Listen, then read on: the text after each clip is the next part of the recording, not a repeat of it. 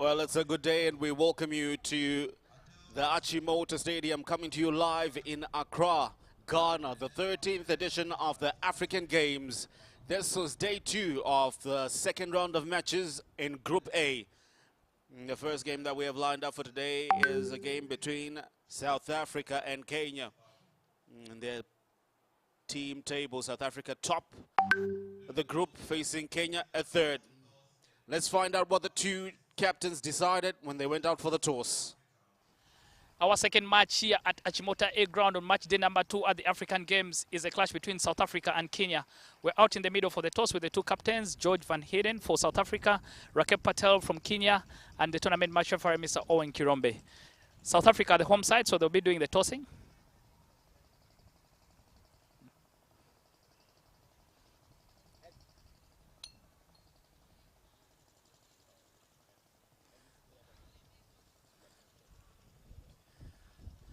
Rakeb, you win the toss. Tell us what you're going to be doing and why. We will be batting. Looks like it will become slower and slower as the game progresses. What do you think is going to be a good total for you to make sure that you have and you're able to pick up the win in the second innings? Yeah, around 140, 150 will be a good score on this pitch. I think the way the first game played, I think we just need to focus and get 140, 150 and see where we land. All right. Any changes to your team from the team that played yesterday? Yeah, 2 changes. Gerard comes in and Francis Mutua. All right. Good luck to you and the boys. Thank you. George, you've been asked to bowl first. What do you think of the decision? Yeah, we're not too stressed about bowling first. We obviously would have liked to bat again, but yeah, not too phased about bowling first. It didn't change too much yesterday, so we're still backing ourselves here. Different sort of opposition in Kenya, a team that of course is a bit higher in level than Ghana. What is going to be the plan with the ball to try and limit them to a good total? I think just trying to keep things simple and bowling to our fields and making sure that we're sticking to our game plans and what we've prepped for as long as possible. I think until they hit us off our lengths, we'll try and stick to that. 220 is what you got yesterday. What do you think will be a score that is comfortable for you in the second innings to chase down? Like I said yesterday, it's tough to know before the game. We'll try and assess conditions as quickly as we can, and then from the batsmen that have been in, try and assess and send the message off what we think is a good score. All right. Any changes from the team that played yesterday? Yes, we do have a couple of changes. Carl Ntebela comes in, and I can't remember, there's one more, but I can't remember it, yeah. All right. Good luck to you and the boys. Thank you very much. Cheers. That's the news from the middle. Kenya have won the toss and they've decided to bat first. So that's the news from the center. Kenya winning the toss and are choosing to put runs on the board. They will bat first. And I would like to welcome my partner in the commentary box who was out in the middle. That's Dennis Masali. Good afternoon, Dennis. Good afternoon, Eli. I think Kenya may be thinking that this could be the game that gets them back into the gold medal hunt. Winning the toss, Rakeb Patel, and choosing to bat first. He mentioned that 140 should be good enough for them on this total. I've realized all the captains that I've spoken to today are making... Just having a look at the points table there. South Africa started off with a win yesterday. They have 2 points in their wickets column, net run rate of 6.7. Kenya, not such a good start. They lost in their game to Uganda, and they'll be looking to try and redeem themselves in this game. So 1 win for South Africa, and that's the foot that they come to. And meanwhile, Kenya trying to repair their campaign for gold or any type of medal. 3 medals up for grabs, and all teams in this tournament are vying for it. Yeah, I was making mention, Eli, that all the teams, given that there were a lot of runs on this particular ground yesterday, so all the captains assuming that there is more runs in this wicket than on the other ground, which is Achimota B. That is what Rakeb thought, that there were runs in this surface, so they want to make sure that they seize the initiative by going hard at the top of the order. Opening the batting for Kenya will be Neil Mugabe. Will be partnered by Collins Obuya.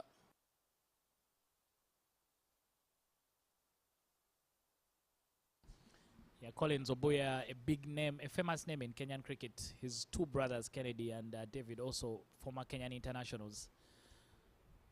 At a very young age of 44, he's still playing international cricket and at the highest level. the Kenyans have taken him back to the top of the order because he's a very, very good aggressor at the top of things.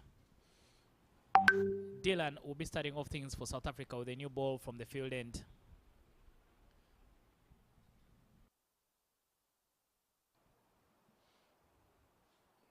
Solid defense.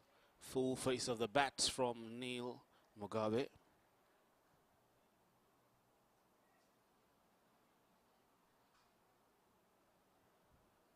Just a slight hint of movement into the right-hander from the left arm bowler.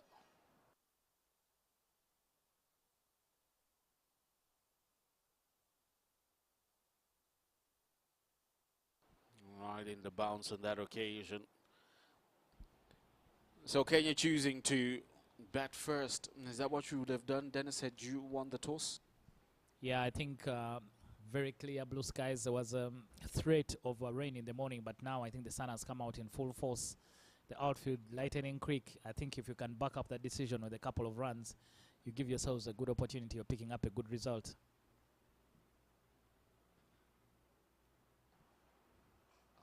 Goes for a big one, leg side. You know, just be over mid-wicket. Few bounces. George Van Heeden will chase after it, keep it to 2. Neil Mugabe looking to be on the charge. 28-year-old opener for Kenya. Comes from the Northerns under-19s in Kenya. He's got 80-20 internationals under his belt. Strike rate of 105, the highest of 56.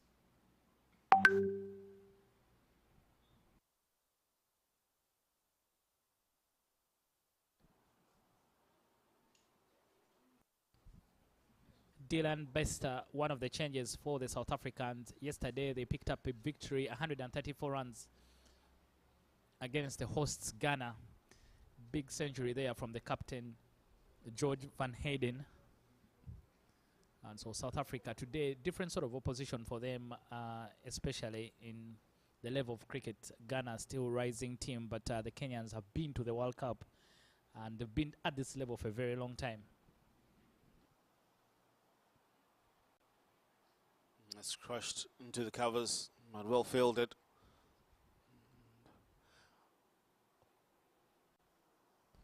It's a good effort there from Heinrich Peters. An extra cover.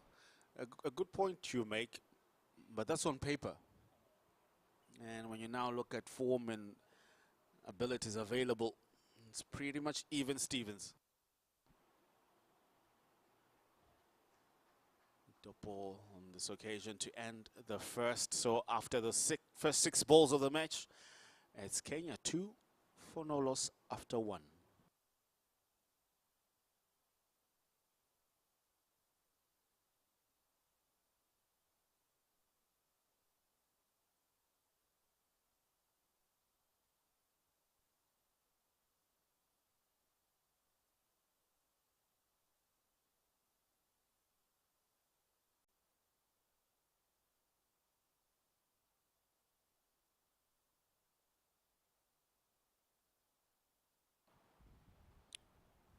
Well, the skipper brings himself into the attack. George Van Heeden for South Africa, looking to bowl some off spin. The youngest captain to score a century in T20 international in the African Games. Collins straight away comes down the wicket, looking to get to the pitch of that delivery. Yeah, Collins has some long levers, but he's showing his intention that he's not going to hang around his crease. Heaves it leg side, vacant area, catches it clean for the first boundary of the game. Yeah, Collins Obuya, that's a challenge when you're bowling from that angle. You need to make sure you hit the right marks, but there takes out the LB decision and just helps it along for a boundary. When you try and tighten up the batters from that angle, you need to be sure that you're going to hit the right length. Otherwise, you've taken out your wicket-taking option, and you also give them, you open up the other side of the field. Definitely does. Collins Obuya comes with 73 T20 internationals under his belt. He has a strike rate of 117. highest of 96 not out in T20 internationals.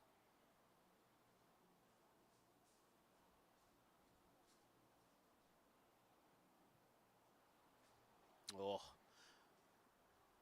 quicker delivery from Van Heiden.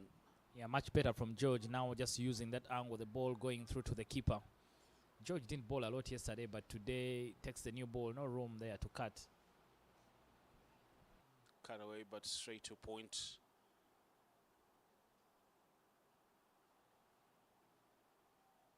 George Van Heiden was the captain of the South Africa Under-19 boys at the 2022 World Cup in West Indies. Short again, straight to square leg. I think he missed out on that. A cleaner connection could have gotten him more rewards.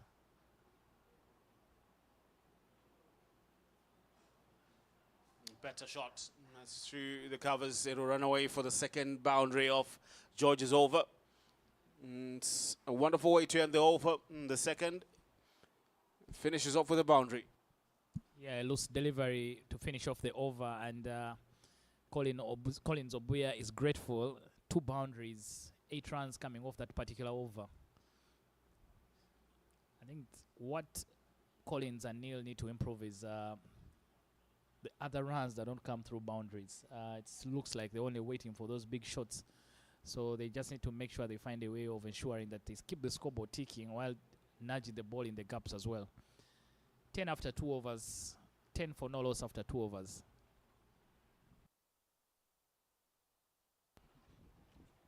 Dylan Bester continues from the soccer side end for South Africa. Played straight. That's brings long on into play. It's Leah Botha, or rather Minin Tovela. Is it? Yeah, I was right. Leah Botha cleaning up at long on.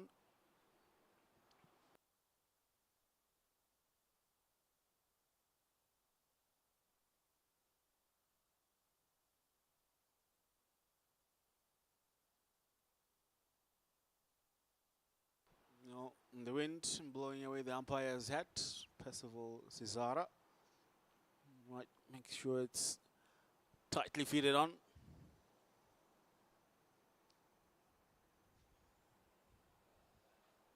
Coming down the track as Collins hoping for some contact with the bat, but nothing there.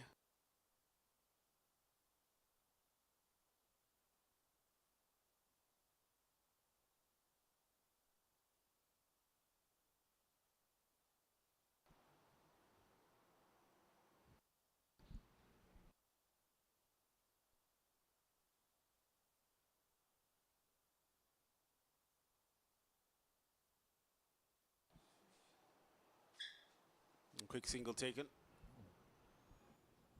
Yeah, very well done by Dylan there. Actually, the opportunity was at Collins' end because he was not very sure that he would make it the other side.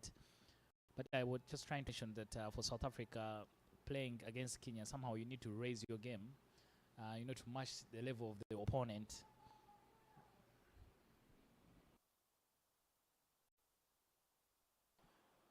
Which is what will be interesting to see how Kenya will formulate their plans or look to execute them in this desire to set a total.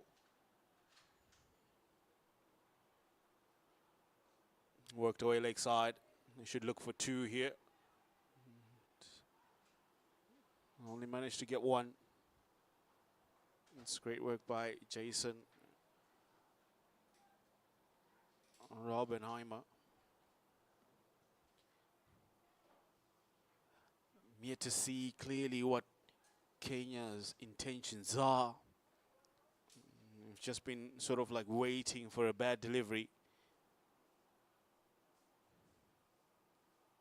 But once bowlers get into their strides and they're within their comfort zone, it's hard for you to dispatch them with ease to the boundary.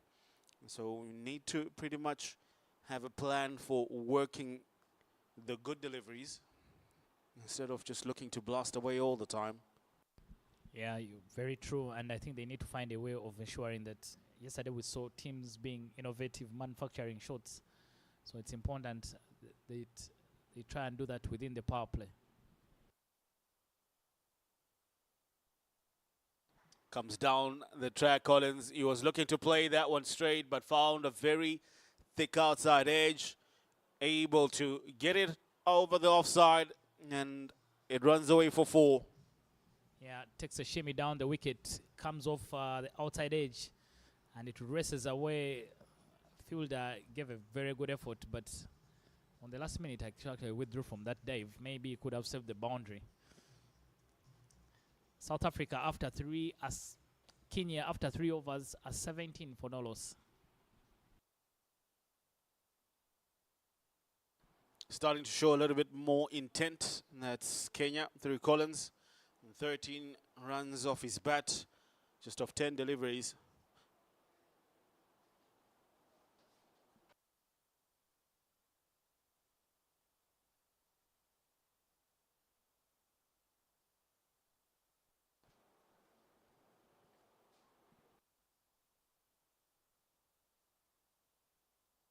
Change in bowling. Van Heeden takes himself out of the attack. Decides to not slow things down, but bring in pace.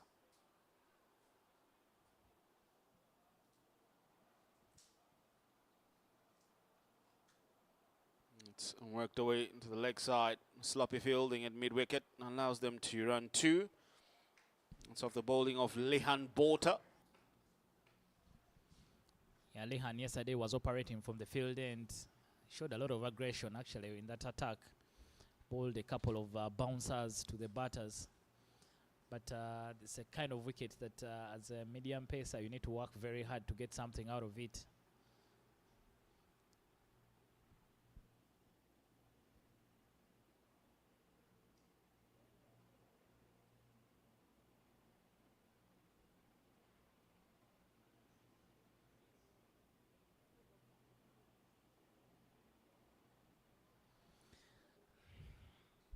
It's Group A action this afternoon. As you can see there in your images, the Ugandans warming up before they take on the host Ghana on Achimota B ground.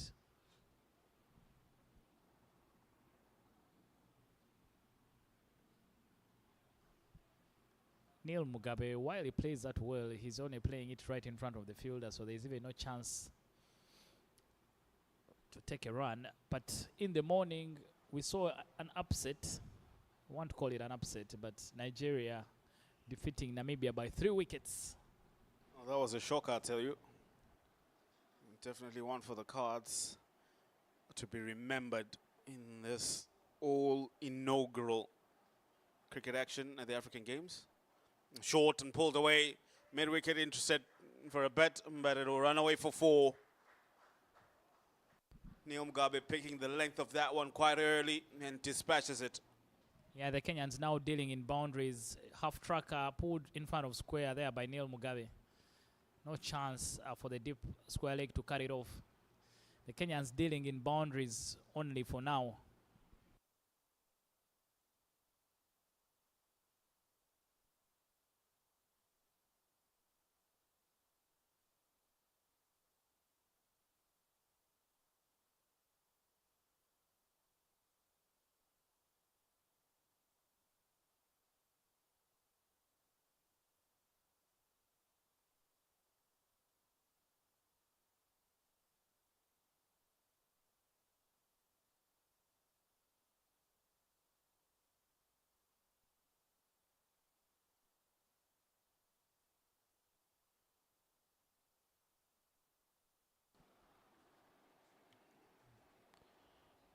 Just looking to play off the back foot there, Neil Mugabe, after that boundary.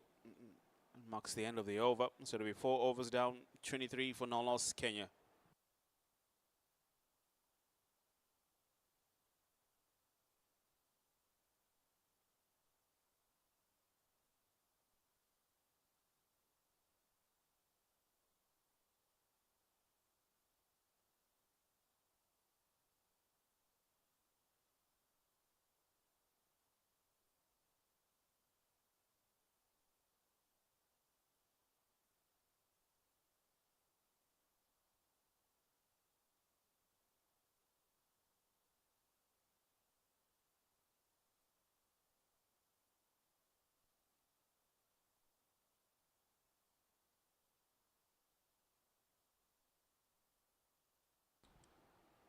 Dylan Bester coming through from the soccer side.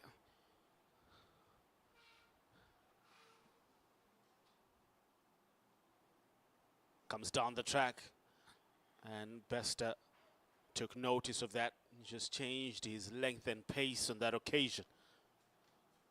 It's pretty important as a bowler, just don't look to come and run in.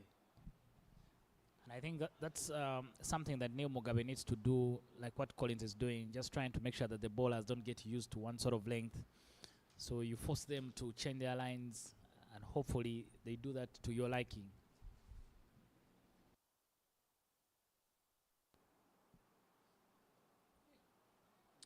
That'll be called a wide. Well wide. There's very little life in this wicket. You have to hit the deck very hard for you to get anything out of it.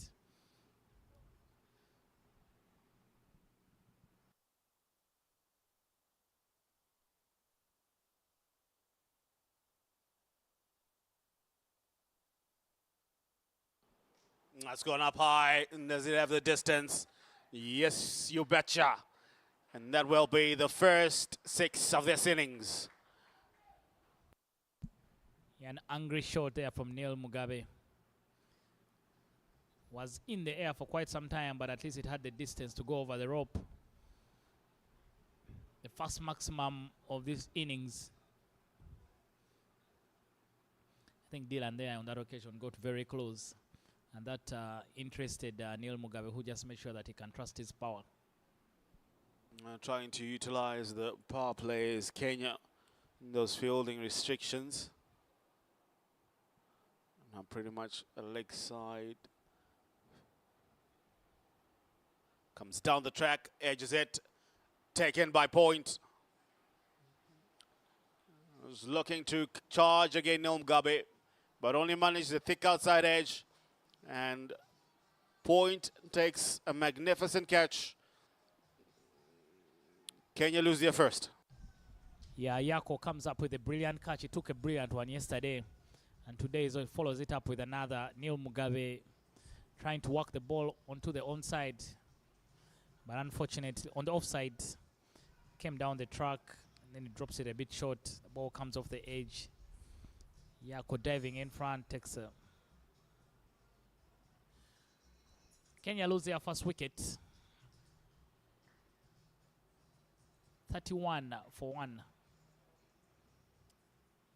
Yese Caleb taking the catch, not Yako. Kenya now 31 for 1 after 4.2 overs. Sukhdeep Singh is the new batter for Kenya.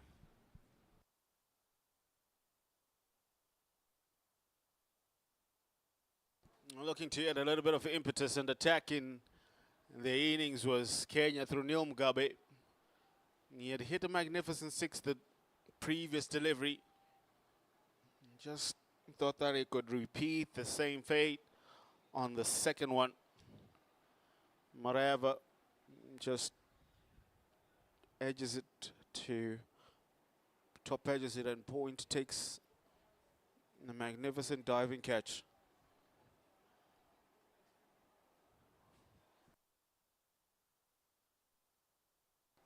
Sukhdeep Singh, the wicket keeper, coming through at number 3 for Kenya.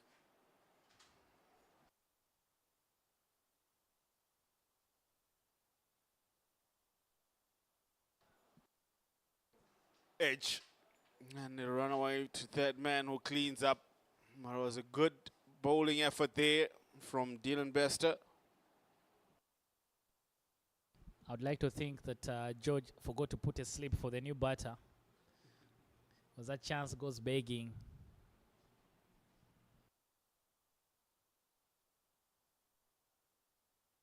Still 2 more deliveries to go. No slip.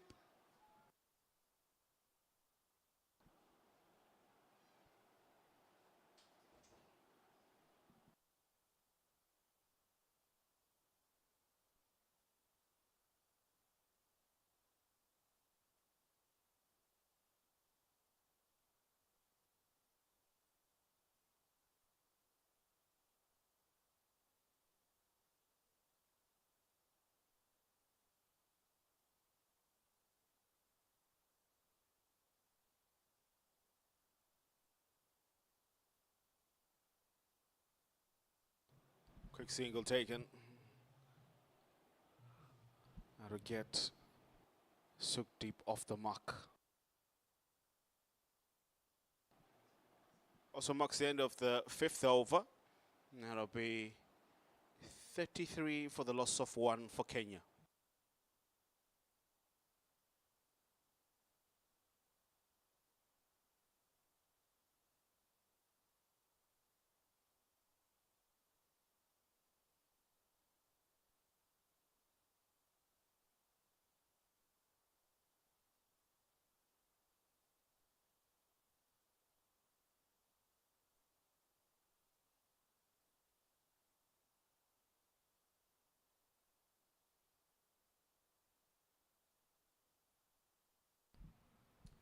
A change in the bowling for South Africa.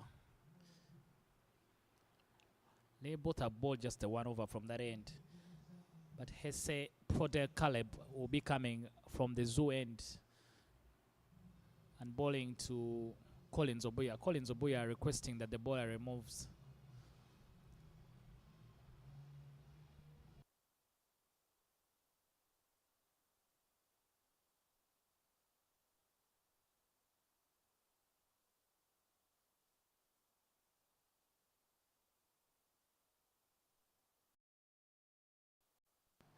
Pitched up and in his arc, Collins Obuya dispatches that one leg side. Another slog sweeps it for 6. Yeah, Hesse Caleb, Hesse Caleb welcomed into the attack with a half a dozen on the leg side for Collins. He's already hit a boundary in that angle, so he's a very, very strong man in that region. You need to try and force him to play on the offside. The final over of the power play.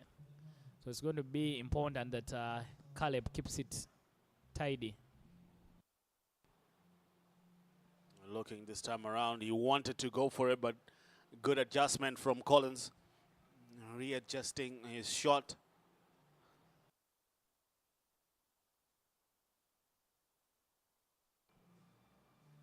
Again, he's looking to charge Obuya. Yeah, I think that the problem with that is that he's in two minds. He's thinking of trying to hit out and then blocking the ball as well. Trying to crunch that one through the covers and only manages to hit it to Heinrich Piers. Cut, and that's in the gap. It'll run away. And that will definitely be another boundary to Obuya.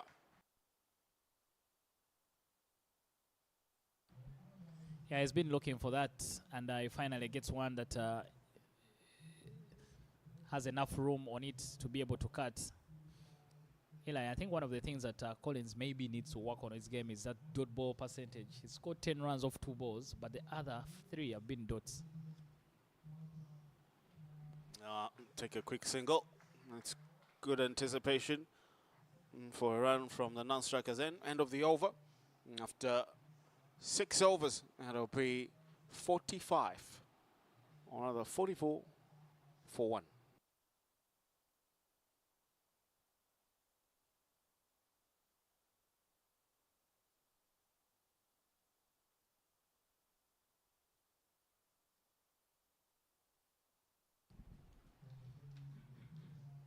So if you can score 11 runs off 3 balls, and the other balls were dot balls, but if you had found a way of manipulating them, that could easily be 16 runs instead of 13. Changing the bowling for South Africa. Not a change. Dylan coming in to bowl his final over. He's bowled his 4 on the trot.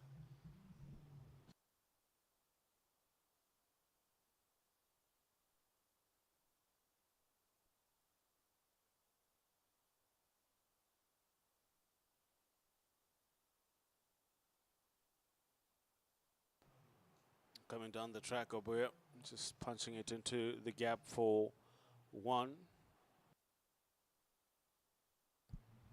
And I think, like we mentioned, that this is going to be a sort of different challenge for this young South African side. Kenya, a lot more experienced than Ghana. And that's why they want the toss selected to bat first. They want to make sure that they enforce things and put them under pressure. They're already 45 for 1 inside 6 overs. So you feel if they continue at this rate, they could be able to put on a good total.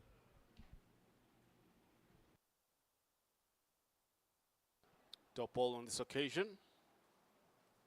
Currently going at 7.3, and that's Kenya. If they continue like this, they will finish around 150. That's the projected score that's being calculated there.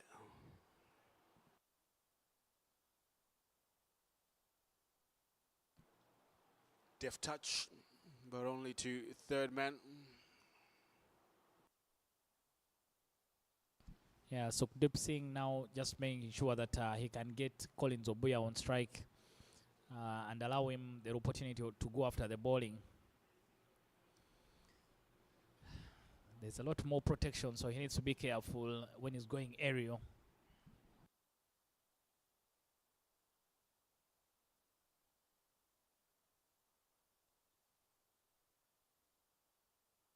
Collins trying to use his feet towards Bester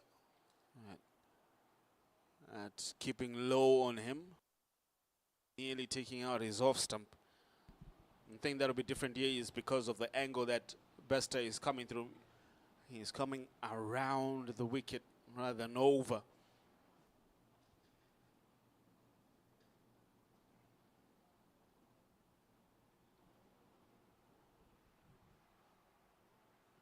Scamper for 1. Yeah, it's I think now Dylan dealing in those off cutters and making sure that he uses the surface very well to his advantage. Well, that's good because with the angle that he's now choosing to come with, he's got a little bit more option of one that just goes through with the arm, angling into the right-hander, and also cuts room for beer. On this occasion, he's bowling to Singh, and that marks the end of his 4 overs. That's Dylan Bester, finishes with figures of 21 for 1 inside 4 overs. 21 runs, 1 wicket in his allotted 4.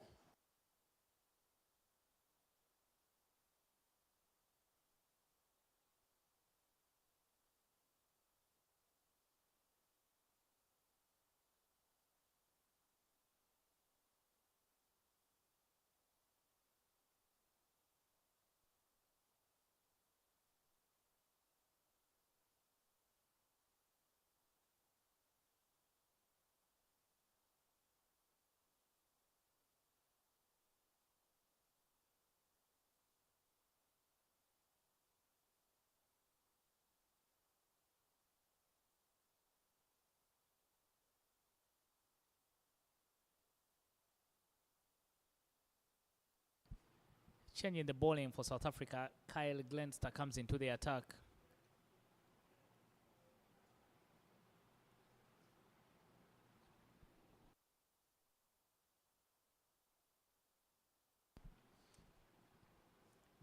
Group B action in the morning, Zimbabwe laboring to a 4-wicket victory over Tanzania. And in the other game, Nigeria defeating Namibia. Yes, you heard me right. Nigeria beat Namibia in a sort of an upset, winning by 3 wickets. I think that result ensures that Zimbabwe will be top of that group, ultimately. And then leaves the other 3 teams all with an opportunity of making the semi-finals.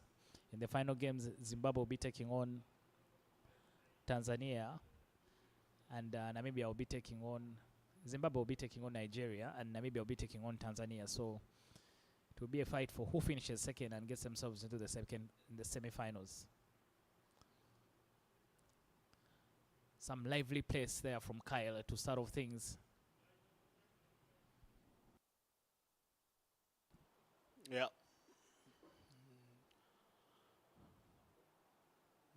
Taking out Jesse Cullum out of the attack, and they've brought in Kyle Glenister. just to allow his bowlers to have a feel of things, that is George Van Heerden.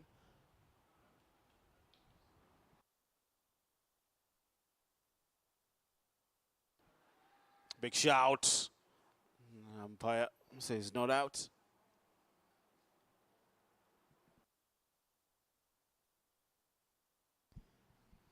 Look at that again. Quick option there from Kyle.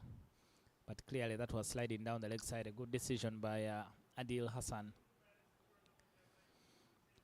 How do Kenya negotiate the remaining few overs for them to get, their target is 140. How do they get there from here on?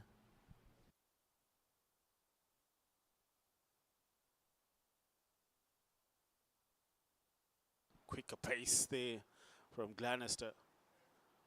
Almost catching Obuya. Unawares here to do well to bring his bat down quickly. Oh, for me, Kenya, if they're looking at 140, you already have 48 on the board. Just need to be looking for that 100. Comes down the track, looking to charge. That's Obuya. So that's the kind of play that you need to be having. And be a little bit more attacking. On a number of occasions, we've seen Collins that he's always going to that option of coming down the track. He has long levers. I'm thinking that if he can see the boundary, he can go after the bowling as well.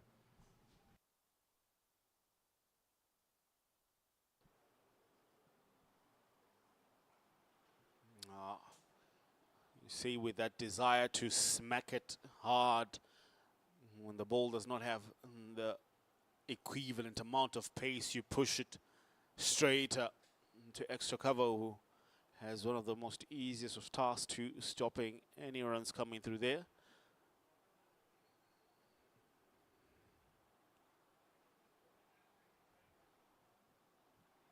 And it's worked leg side, no mid wicket, and they will push for just one. Yeah, very good quick reaction there from Jihan Botha, because he thought about a second, but he was onto the ball in a flash. Concludes the 7th over, Kenya 50 for 1.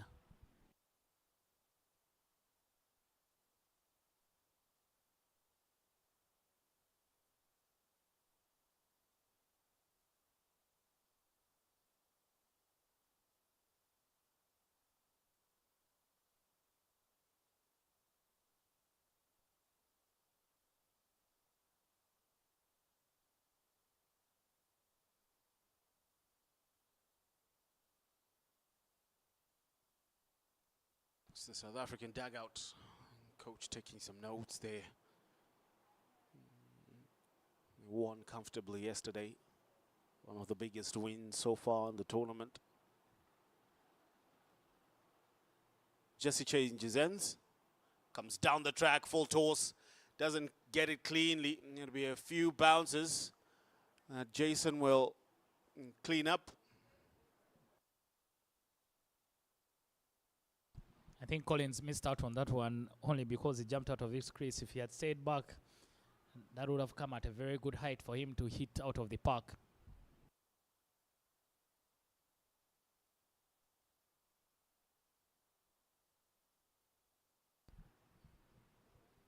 Very young, exciting players, Kuldeep Singh.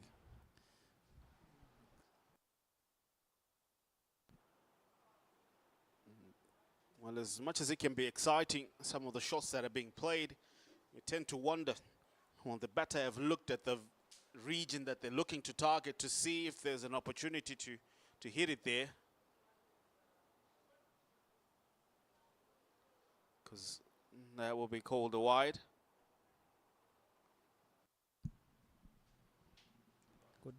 Good decision there by the umpire, Percival Cesara.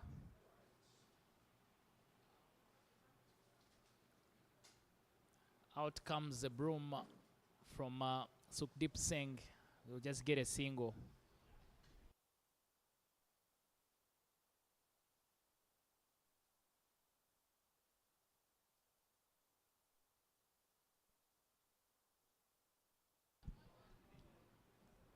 Picks the gap very well, Collins Obuya. And he'll get his boundary. Say Caleb didn't do so much wrong with that delivery, but Collins getting inside the line and then making sure that he can be able to pick the gap on the onside. Now the key was, Buya rolling his wrists over that shot, looking to play it down as much as possible. And this time goes into the offside. You just pick up one. So it's a Buya show at the moment. It's been showing intent. End of the over. It'll be 56 for the loss of one.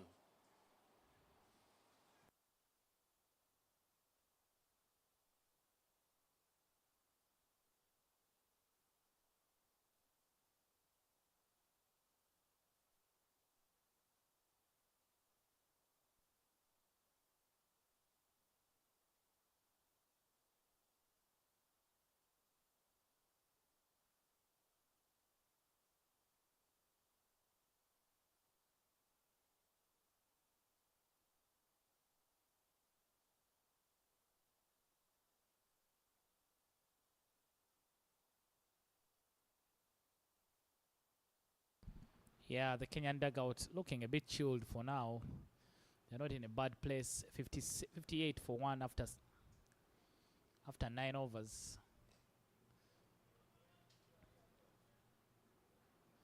We're close to the halfway stage. Kenya won the toss and elected to bat first.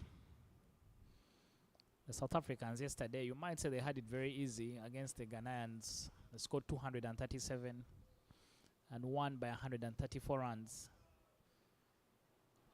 But today's opposition offers a different sort of challenge. A lot more experienced players in the team.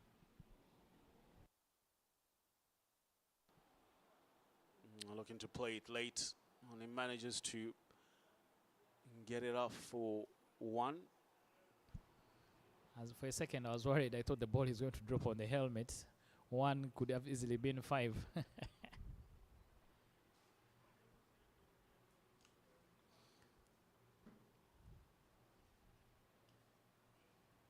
think from here on, Kenya will need to find second gear after the 10 overs. They've been able to consolidate the top.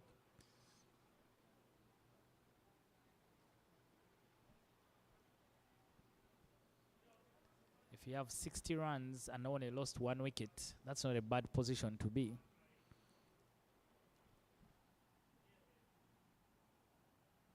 But a team that offered some good batting yesterday, you need to make sure that you get as many runs as possible.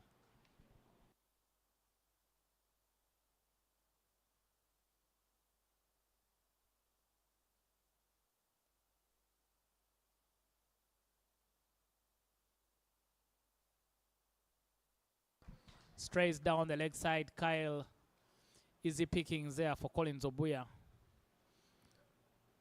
There's no fine leg, and that ball races away for a boundary.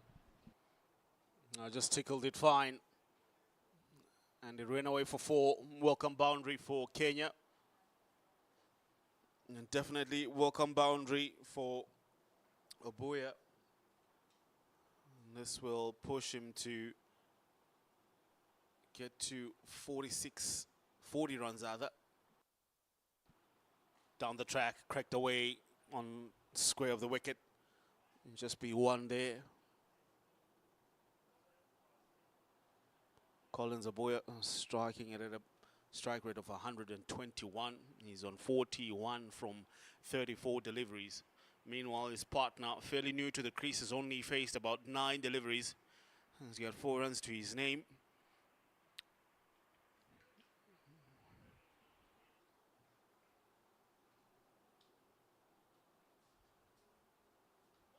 Down the track comes deep and misses it totally. Sukhdeep Singh looking to use his feet on that occasion. End of the over. It will be, after 10 overs, 65 for the loss of 1 as Kenya. Collins Obuya on 41 from 34 deliveries. Meanwhile, his partner, Sukhdeep, is on 4 of 10. And their partnership is now worth 33 runs. So it's been a matter of good starts for Kenya. Their first partnership of the opening pair was worth 31 runs. And their second wicket partnership now worth 33 runs.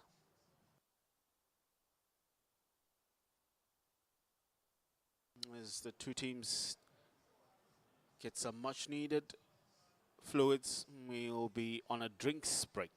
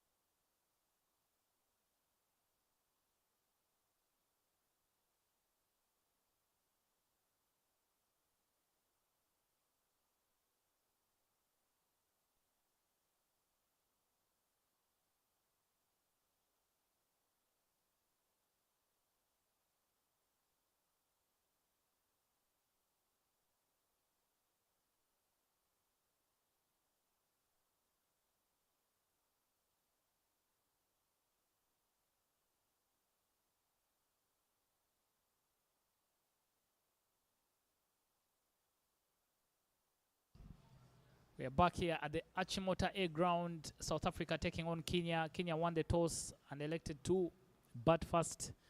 And at the halfway stage, they are 65 for 1.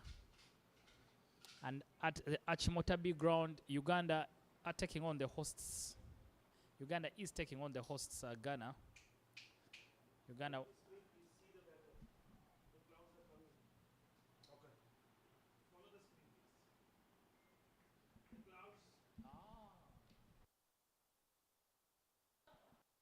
As you can see, some dark clouds that are coming through into your screens. We had indicated in the first game that the weather forecast did say that we could be having rains this afternoon. And they're coming through the region that we normally see rain coming from, the soccer side end. So down the track, played well for a single.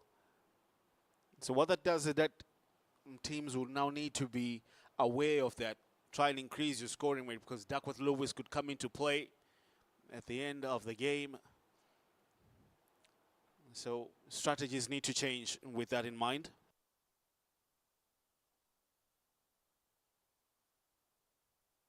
Scrunch leg side. Nice protection. Jason Raubenheimer doing the cleaning up act. And I think in the larger context of this particular group, Kenya will be playing Ghana in their final group game, and South Africa take on Uganda. So in case the rain influences the results, I don't know who will be the happier of Kenya and South Africa.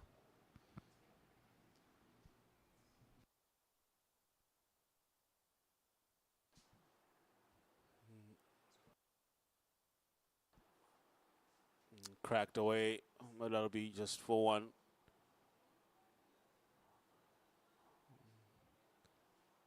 So it'll be interesting to see how these two sides decide to go about their business.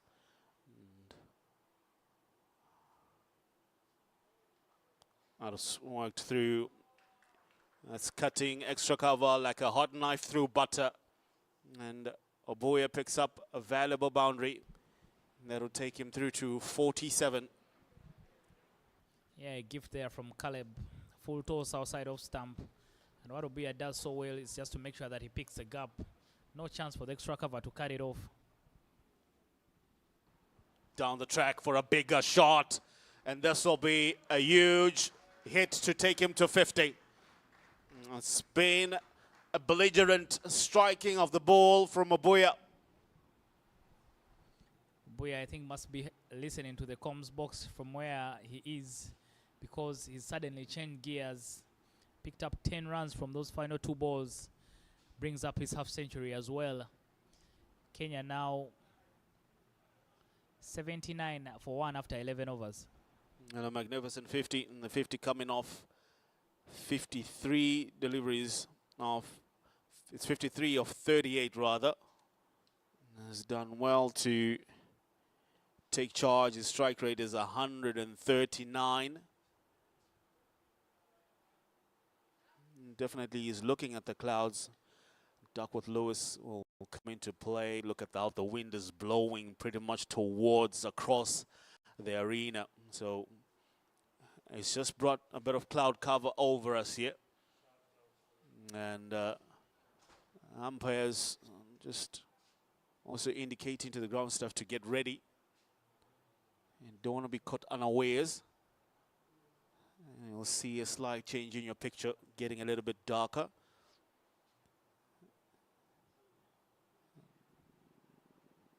Van Heeden also just having a look at the skies. That's the South African captain. He would also love to get a few more overs done quickly, so you might see spin being introduced on both ends to get a number of overs in quickly before play is stopped. Swept away attempt. Umpire says not out. That's being introduced into the attack.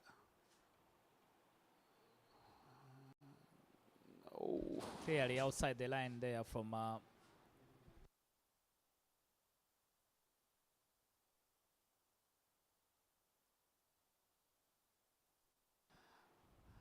Swept away over, shot fine. It will run away from fine leg for 4. That's a good strike from Singh.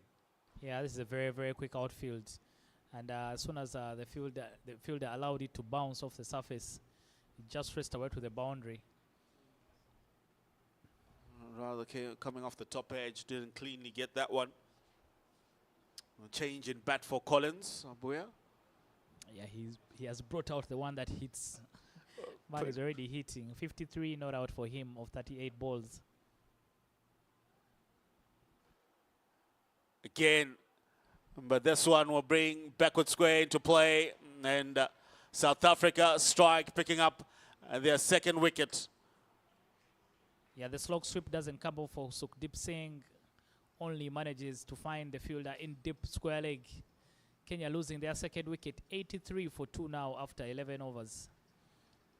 Goes inside the line, tries to pick out the boundary. The difference here, he's been playing the ball all along the ground, but this time I think he tried to go for maximum and only manages to find the fielder. Kenya now 83 for 2 after 11 overs. Their captain, Rakep Patel, will join Collins Obuya.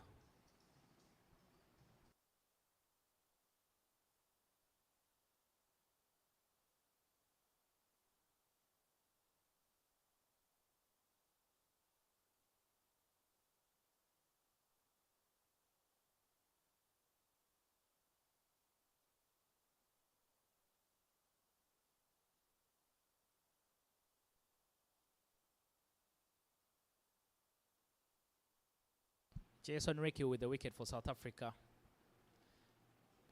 Rakep Patel comes into bat for Kenya.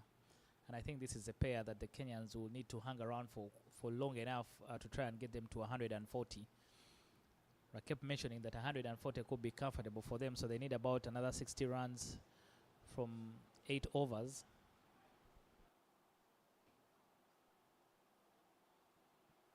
This works it leg side. Pick up a quick single. Brings in the in batter on 53. Collins Obuya.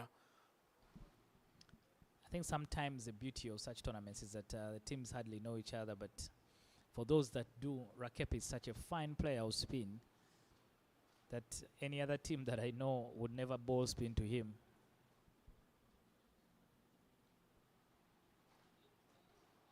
Oh, Rakep Patel, I think. Well, definitely there was a run there, but Raquel Patel just wasn't so sure because I think of the slide that the fielder put in. Didn't want to commit to it.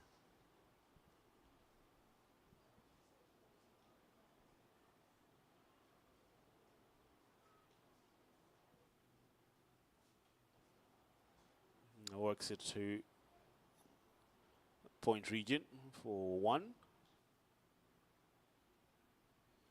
Rakep has also just returned to playing for Kenya. He got injured in the T20 qualifiers in Namibia. I think if he had been fit, Kenya would have had a chance. But he missed most of the games there because of injury. A good over there for Ricky to start off. Picked up a wicket, gave away just 7 runs. And after 12 overs, Kenya is 86 for 2. Kenyan dugout looking relaxed for now.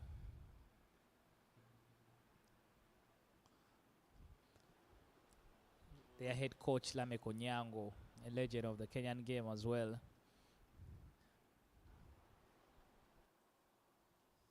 Rakep Patel has got a strike rate of 136 in T20 International, a highest of 73.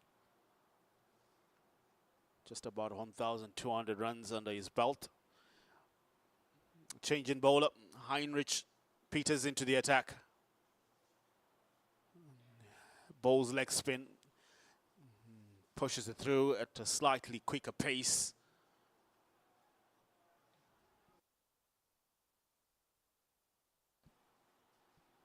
Leg side worked easily for 1.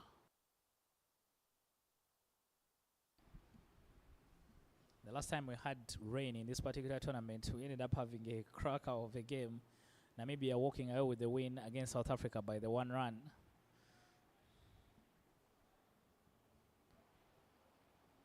Collins wanted to come down the track but made good adjustment to just work it through that offside region for a single. Well, sometimes such situations where you try to read the weather conditions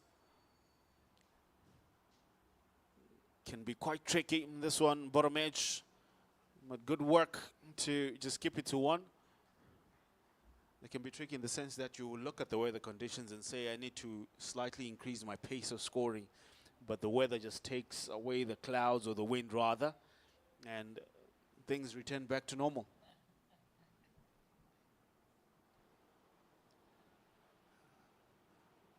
Pushing hard at that one, Obuya. Sometimes Colin looks like he prods in front a bit casually. Just never know. Some umpires give them, some don't.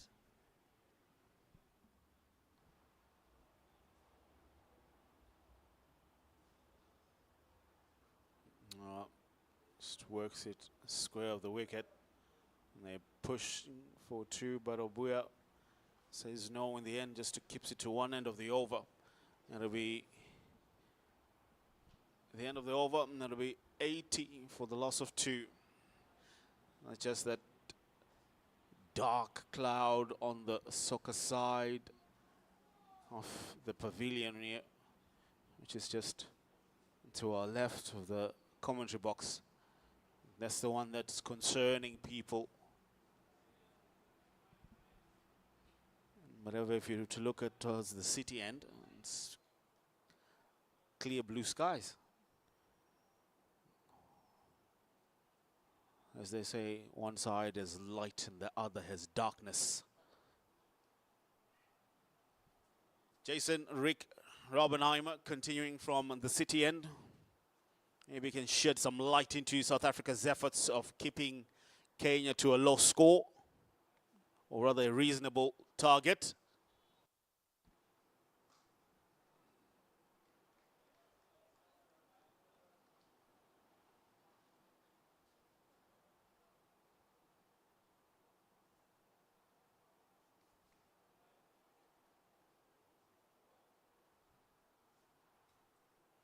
.90 on the cards, 90 for 2.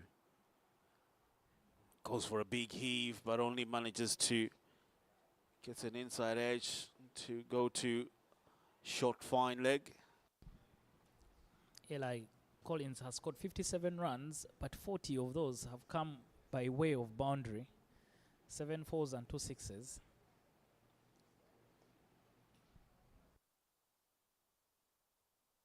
The man who's backing his power. Reverse sweep from Rakep, connects well, and it will run away to the boundary for 4.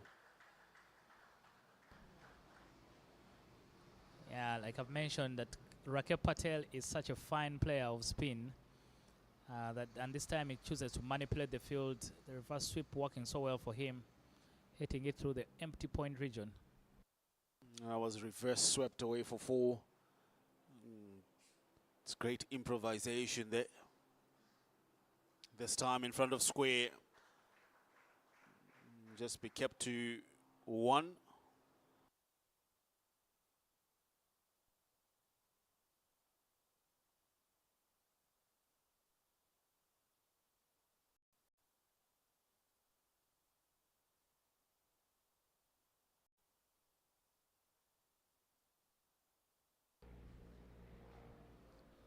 So that statistic means that off 9 balls, Colin has scored at least 40 runs, but he's been able to face a total of 44 balls throughout the whole game.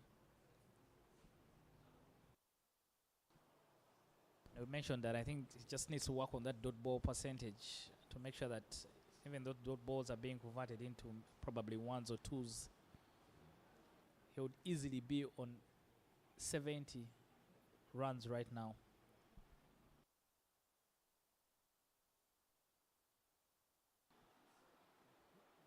Well, that'll be the end of the over. And that will leave Kenya on 97 for 2 after 14 overs.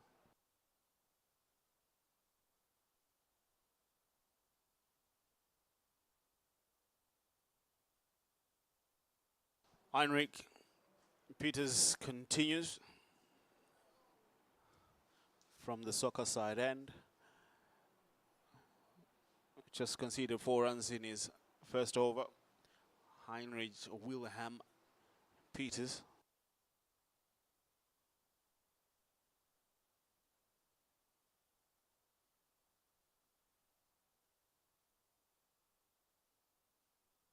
Up in the air, leading edge, wicket keeper under it, and takes a catch. Obuya departs.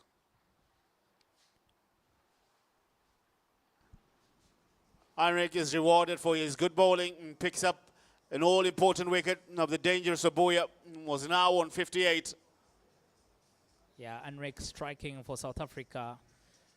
Collins Obuya trying to hit against the spin. Doesn't get it under it well enough. Only managing a sky that the keeper Keegan is able to take. Kenya lose their 3rd wicket. They're 97 for 3.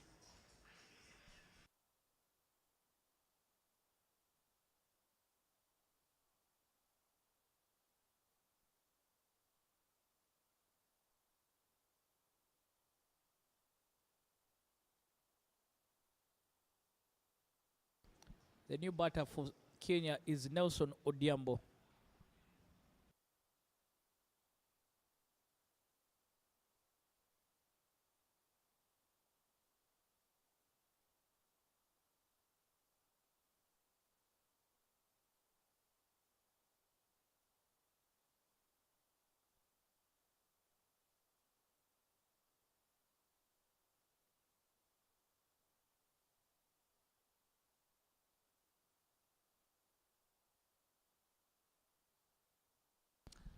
And Rick Wilhelm 4 for 1 in 1.2 overs. Booming drive to start off with from Nelson.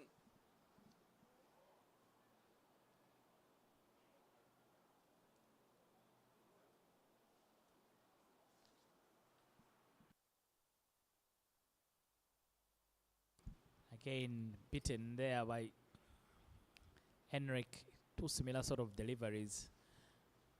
For now, Nelson has no clue.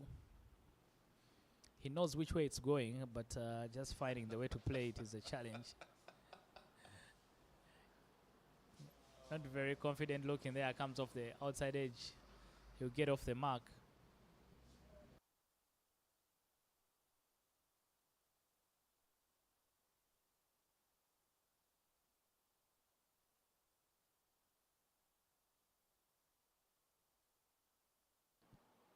Rakesh feels that he missed out on that opportunity to reverse sweep that one.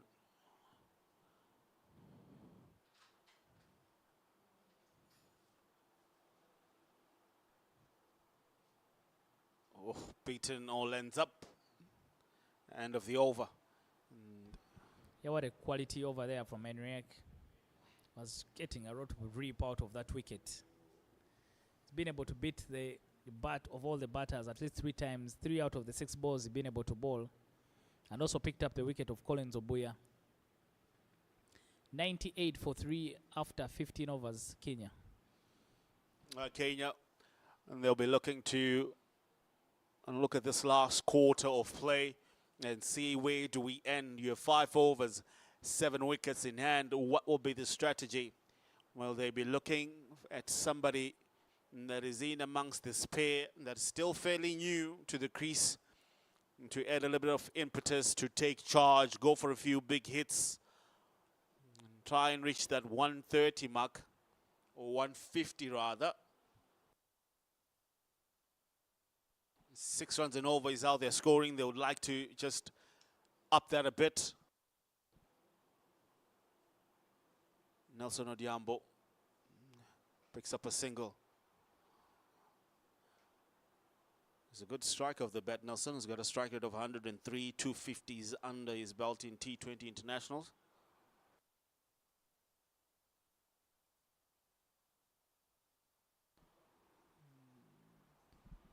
I think maybe Kenya are looking at getting to the 100-run mark and then see how many they can get thereafter. They still have resources in hand.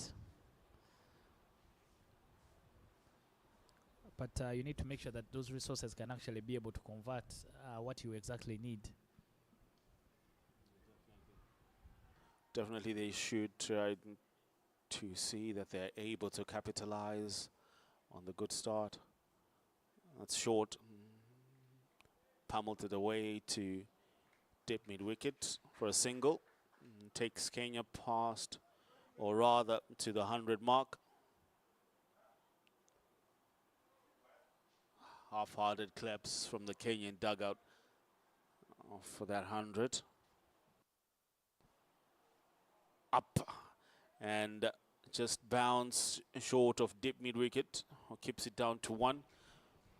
And Nelson must have had his heart in the mouth there for a moment. Maybe he thought the ball will carry to the fielder. Well, he's taking his chances, looking to hit it with the wind, so I was hoping probably that it'll connect correctly and go over for 6.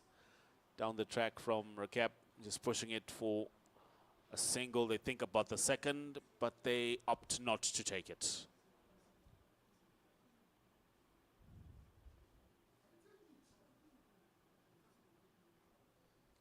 South African dugout for now, I think for them it's just taking a lot of notes. And when I asked the captain George that it's going to be a different challenge for your bowlers bowling against some quality batters, I said they just needed to make sure they take as many lessons as possible.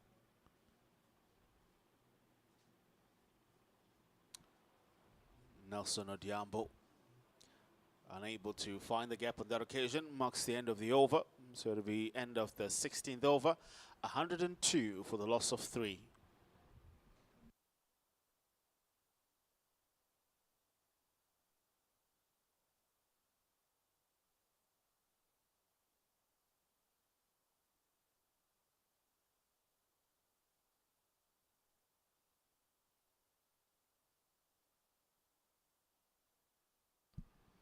Still no worried look, no worried faces in the Kenyan dugout. Rakep Patel, 11 of 12. 4 more overs to go. And I think it might be time, but Henrik William has been bowling very well. Gave away just 1 run in the previous over. See what purchase he gets. Rakep had already positioned himself to reverse sweep that one. It's pretty much target region that is well packed with a deep short third and a deep backward gully. I think Rakep is trying to play the show because of all the balls William has bowled, none of them is actually hitting the stumps. So your stumps already are not in play. As long as you can make a clean connection, you'll be rewarded. Up and over. Makes the desired connection. It'll be just one bounce and 4. Yeah, finally it comes off there for Rakesh Patel. He's been looking to play that shot all throughout. Gets in position quickly and whips it over the infield for a boundary.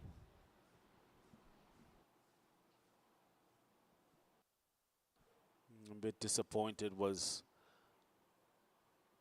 a fielder at a backward point there.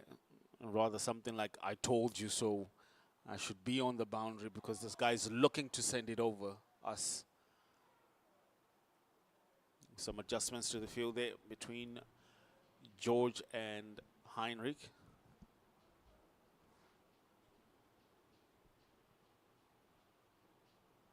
Played a little bit squarer, pushing for 2, but all kept to 1. Yeah, I don't know, because that ball is hit for quite some distance from the extra cover. I feel like that should be an easy 2. But the hustle between the wickets not very quick between the 2 batters, so they only get a single for it. Comes down the track. And top edge, but falls safely with everybody almost on the boundary line on the offside. And you can never set a field for someone who's trying to play that reverse shot, because it's a very high risk shot. If it comes off, good shot. If it doesn't, you may be in business. Again, finds the connection.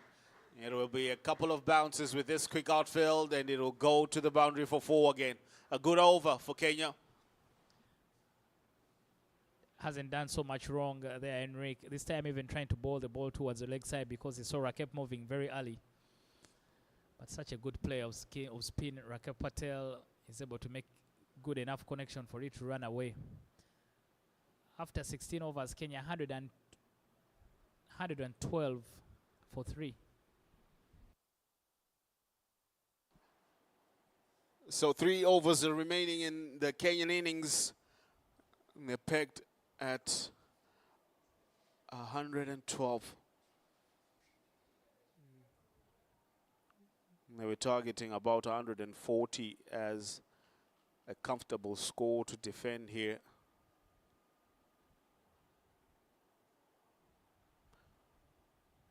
Jason, Rick, Robbenheimer will continue from the zoo end.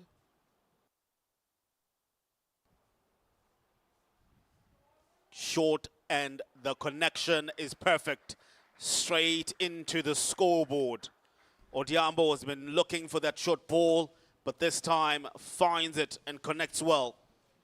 Yeah, that half a dozen nearly took out one of the scorers on the board. But waited for it, Nelson. And this time, trusts his power. Clovers it onto the scoreboard. I'll tell you, the time that he had waited for that one, you could have bowled another ball.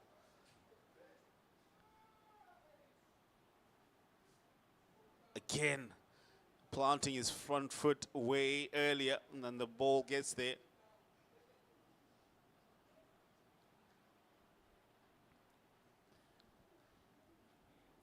Just apologies there on the graphics. The total score now 119, just moved quickly. Kenya now starting to switch gears. They're trying to make sure they score as many as possible in the final 3 overs.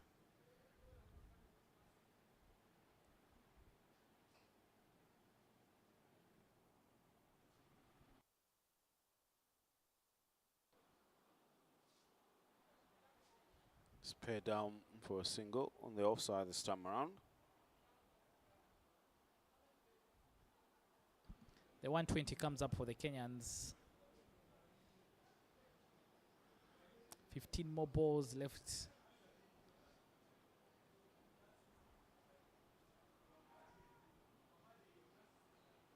Comes down the track, doesn't make the connection. But they scamper through 4-1. Very lucky there, Nelson, to get something onto that, because it looked like the ball was going away from him.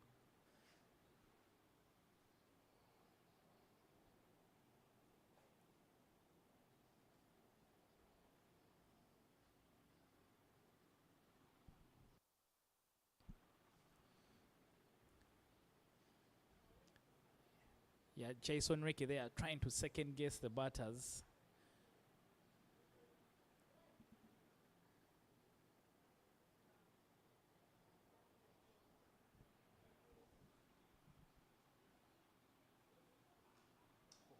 Fires it into the legs.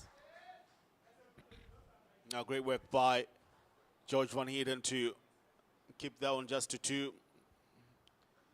Him and Apiwe coming together to keep that from going to the boundary. And that marks the end of the 18th over. So 12 deliveries remaining in this innings. Currently 124 on the board for Kenya for the loss of 3 wickets.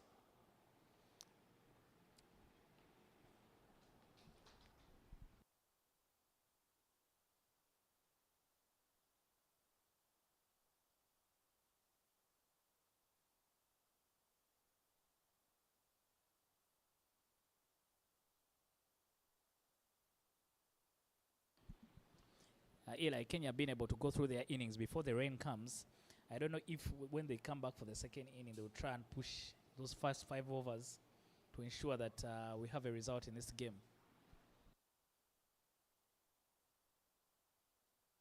Cracked straight to mid-on. It's a dot ball. Frustration from Rakep.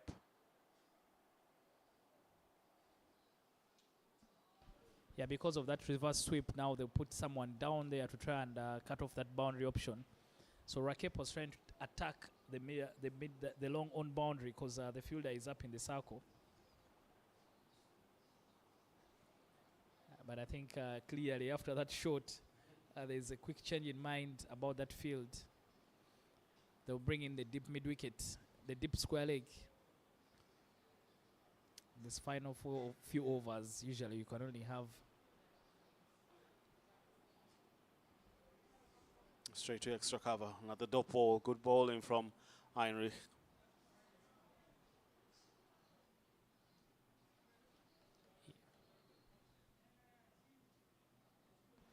It's worked away square of the wicket. The man they brought in, that's well over him. 1 bounce, 4. It's good awareness from Rakep Patel. Yeah, the good thing about that shot, Rakep gets inside the line. He knows where he needs to pick his boundary. And in the place where they had removed the fielder, that's where he drops the ball. Rakep is such a fine player of spin. I won't stop mentioning it. That sometimes I think you just need to choose one side you're going to defend and try and force him to play in a very uncomfortable region.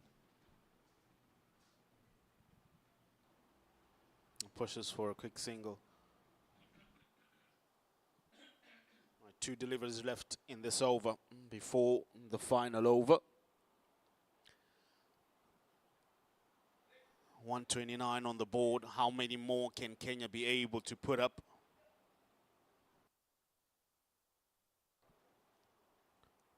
Comes down the track, stumped. Great work by the keeper behind the stumps there. Anticipated the movement from Odiambo and was quick to whip the bells off. Kenya lose their 6th. Yeah, premeditated shot there from Nelson, just running down the track and walked past that ball, just gripped a bit in the surface. And very good work behind the stumps there from Keegan. Kenya losing their 5th wicket, 130 for 5. There's not so much left in the game. After only 8 balls left, the vice captain joins his captain Rakep Patel. Lucas Nanderson, the new batter for Kenya.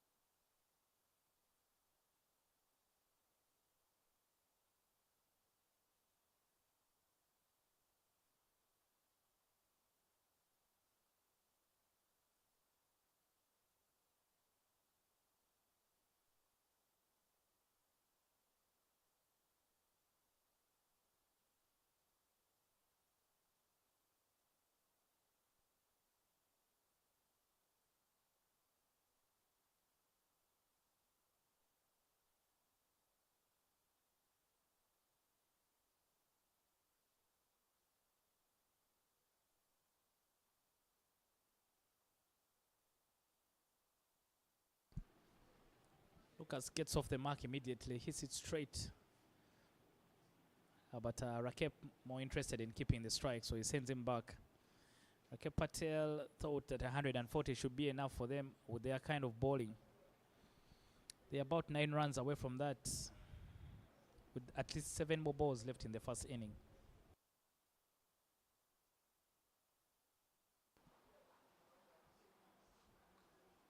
Smashes it up to the onside region.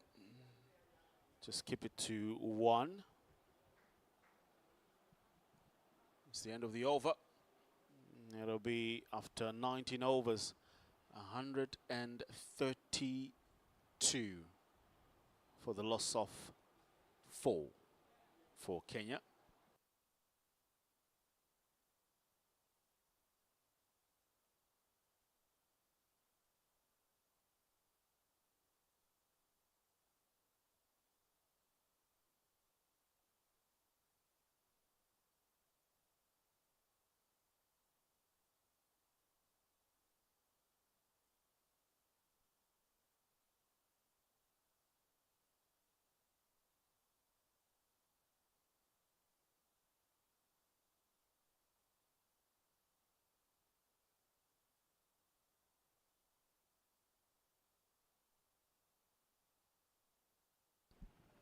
Hesse Caleb Protel will be trusted with ball in the final over. Eli, I don't know if this is a good idea with the way Rakep has been playing against the spin. Maybe you could have challenged him with one of Lian Butha to try and bowl to him. Well, Jesse Caleb has bowled 3 overs and has gone for 33. Do get where you're coming from. Probably thinking that if they slow things down in the last over, doesn't present many scoring opportunities. Unlike if you put pace on, the quicker you come could be the quicker you go.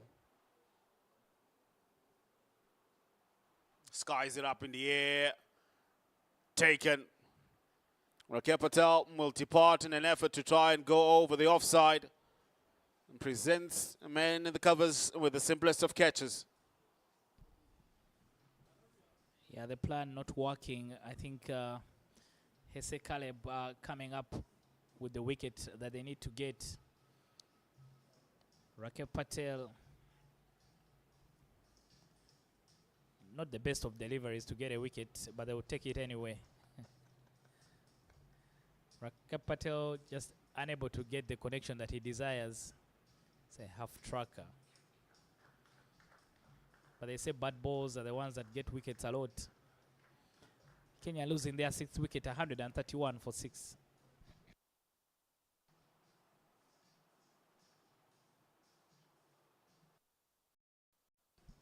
Shem Ngoche comes into bat for Kenya.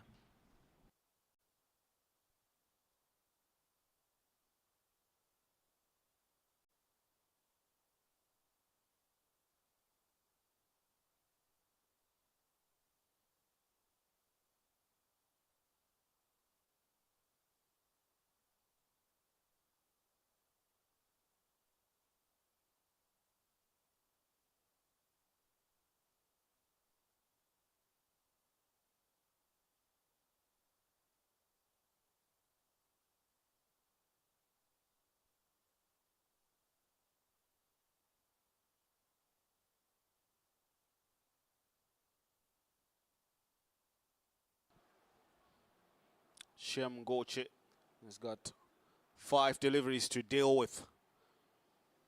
His partner there and also fairly new, Lucas. How many can they get? Scamper for a single. I'm sure should be signaled as, or rather it seems it came off the bat, so get 1.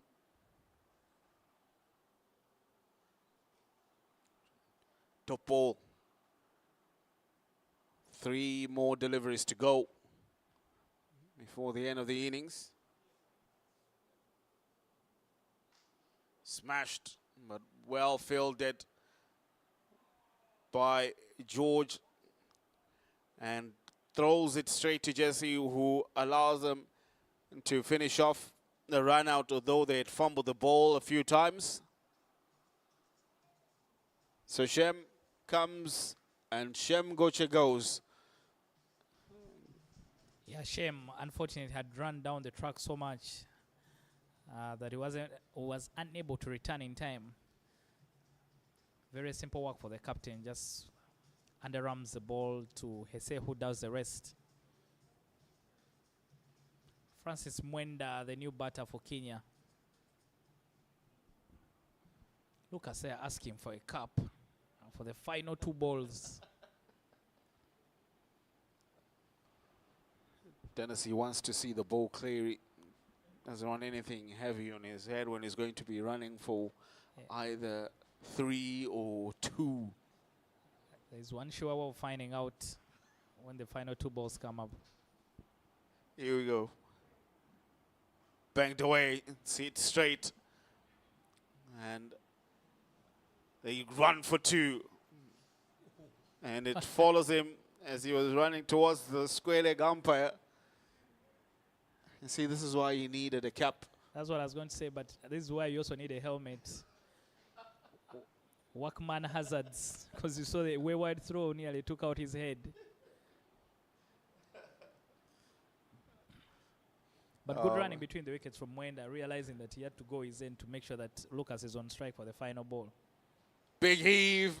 This one is blasted well over the trees and goes for a maximum. What a way to end things here. That will take them to finish off at 141. Yeah, big finish there from the vice captain, Lucas Naderson. I think we'll need a search party for that one. I think you can already see it going into the bushes to find it. Only if they don't run into some animals in the zoo. But Kenya finished on 141 for 6 in their 20 overs. That's the target they wanted. They've been able to achieve that. The South Africans will need 142 from 120 balls to be able to pick up a victory. So they finish on 141. That's Kenya in their allotted 20 overs. They will need 141 runs, South Africa, in the allotted 20. Just having a look at Kenya's betting card. Neil Mugabe, 16. Rakesh Patel, 28 of 25. Sukhdeep Singh scored 10 of 15. But the all-important is Collins Abuya, who scores 58 from 47 deliveries. That allowed them to amass that 141 in the allotted 20. Yeah, the bowling scorecard for the South Africans. 2, Henrik William, 2 for 23 from his 4 overs. And a wicket for Jason Ricky, 1 for 30. Dylan Baster, 1 for 21. And Caleb, a bit unfortunate, going for plenty in that final over, 1 for 42. But they were tidy enough to just give away the 5 extras. They've made sure that Kenya works for their runs. 142 is the target from 20 overs. And we'll be back after a short break.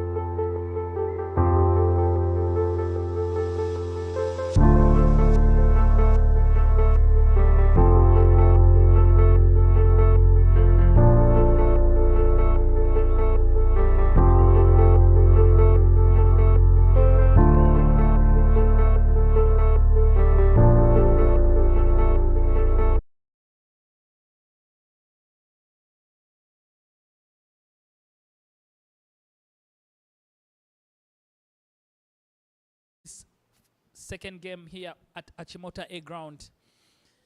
Group A action all this afternoon. Uganda battling the host Ghana on the other ground. But for the here and now, the South African need 142 runs from 120 balls if they are going to overcome the Kenyans. Kenya got 141 for 6 in their 20 overs. And they'll be looking at defending that particular total for them to be able to pick up their first victory of the tournament. And if South Africa is able to get 142, they will pick up their second win of the tournament. This group, you'd feel the tricky one. 3 sides in it that all have a chance of progressing to the semi-finals. The hosts, Ghana, are being put to the sword again by the Ugandans. Uganda 160 for no loss in that one, with a couple of overs left. Yesterday, the South Africa scored 237 runs against them. So it's been sort of that kind of learning lesson for them. For the first innings, it looked like the rain is going to come, but still playing cat and mouse with us. No drizzles yet. Therefore, for Kenya to get a result in this particular game, they will need to push in those first 5 overs very quickly. The South Africans will be looking to do the same, I guess. Just try and make sure that they've done enough in the 5 overs to be on the right end of the result in case DRS will be required. My name is Dennis Msali, and I'm still here with Eli Tawanda. Thank you, Dennis. 142 is the target for South Africa that they need to try and get. But I'm sure we'll be getting calculations also just in case Duckworth Lewis comes into play. But at the moment, at the start of play, 142 is what they'll be searching for in 20 overs. And Kenya, they'll be pretty much happy because the 140 is what they said that they'll be looking for. After choosing to bat first, they said that they'll be happy to defend that. And I hope that they have the arsenal in their bowling lineup to be able to defend that. As we see now, 2 umpires are ready, and now the South African batters in a pair of Heinrich and Peters as well as Mahi Joseph come out to try and see what they can be able to make of this run chase. Heinrich Peters had a fantastic game, although he hit his wicket yesterday in that mammoth of a total that South Africa set. Mahi Joseph will be hoping for a better performance, a better outing. Didn't score much yesterday. We'll be hoping that in today's encounter he can do better with the bat for his nation. It will be interesting how the South Africans go about their business in these ranches. They were very, very aggressive yesterday against the Ghanaians. So it will be very, very interesting to see how they fare against a much improved bowling attack. The vice captain of the Kenyans will take the new ball from the field end, Lucas Naderson. You can see there the ground staff on the side just trying to ready themselves just in case the rains. You can see the ground staff there trying to ready themselves just in case the rains come. But we will need at least 5 overs for us to have a result. And I think very important, Eli, now it's important that when you get that Duckworth sheet, lively pace there from Lucas to start off. When you get the Duckworth sheet, it's a ball by ball sheet that keeps informing you of where you need to be. You can see there the ball just going across with the arm there from Lucas. Where you need to be after every ball, not where you need to be after every over. Most times there's a very big difference between the two. A big difference indeed. So South Africa will be looking to try and get themselves to a good total, whether it's Duckworth or the normal game. Made, good delivery. Cutting Mahi Joseph in half, you'd say. Not being caught in that channel of uncertainty where he doesn't know whether to come forward or go back on the back foot. Yeah, and it looked like he got beaten there. The pace there, the ball staying very low on him. Lucas yesterday picked up a fiver, despite the fact that Kenya lost to Uganda.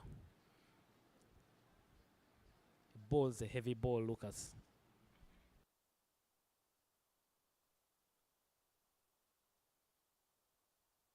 Runs for South Africa off the bat. And a fumble in the field allows them to pick up 2.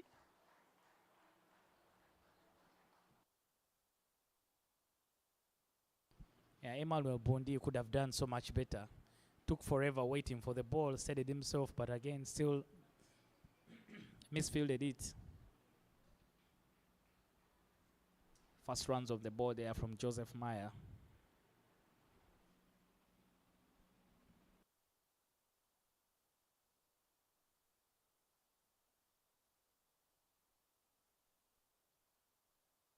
A good comeback from Lucas. Had length, had line.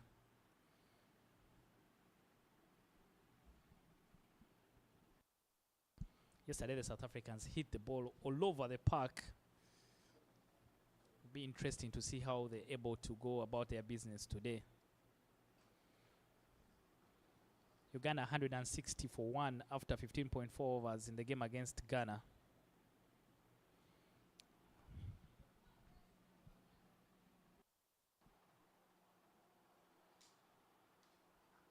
It's carries through the covers. Awkward bounce for Odiambo, who does well to quickly recover. Get some high fives there.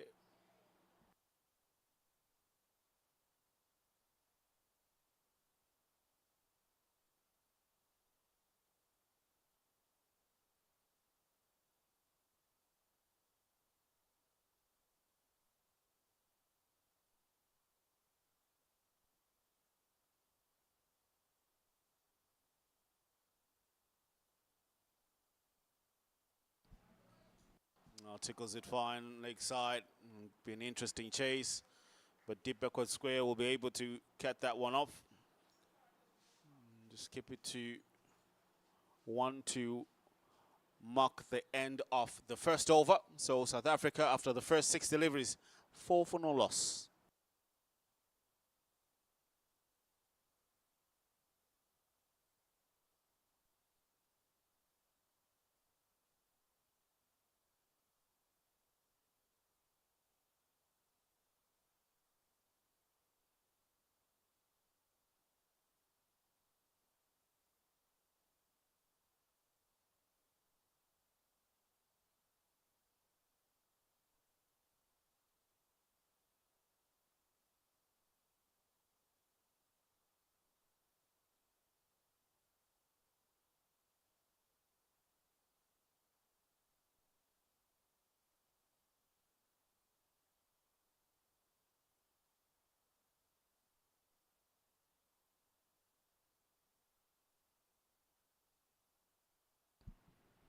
Emmanuel Bondi will take the new ball from the zoo end.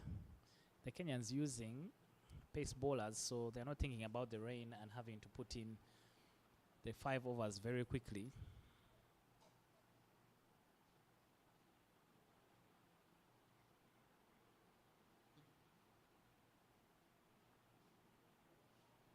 Because Bondi there really taking his time to just take his run up.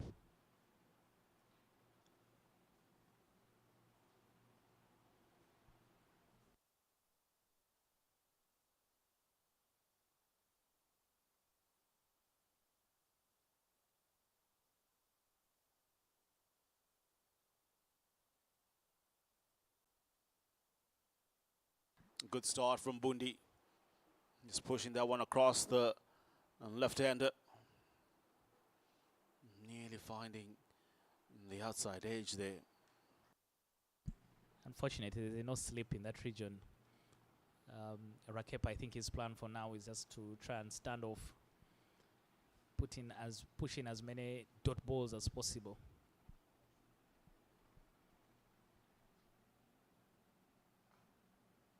Short and pulled away. Work for deep square leg to do there. Cleans up fine. This time the rains are getting ever so close. You can actually just see how dark it has become on your screens there. And there's that hint of rain in the air, the scent that you can pick up of dust and water mixing together.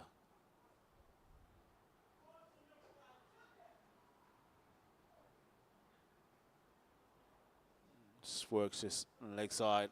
A little bit of a slow attempt to send back the ball by Arnav Patel. A very good running between the wickets. And we're dashing through to pick up that quick single. After today's action, the teams will take a break, and the action will come back again on Wednesday as the teams battle for the final semi-final places. Comes down the track, Heinrich, and pushes for a quick single. They easily get there. So South Africa's required run rate is 7.3. Currently they're scoring around 4.2. Might see that change as the power play goes on. South African dugout, you can see there, not really concerned by how things are. Some have got their feet up in the air.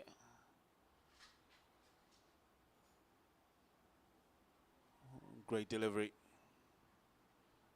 It's been a fine show from Bundi. Yeah, another good delivery from Bundi, just holding in the surface, that corridor of uncertainty. Just not sure whether to go forward or come back. Those deliveries, I call them, they're too good for the stumps. It's just like they have a bit of two opposing sides of a magnet. The ball just seems to slightly push away from it.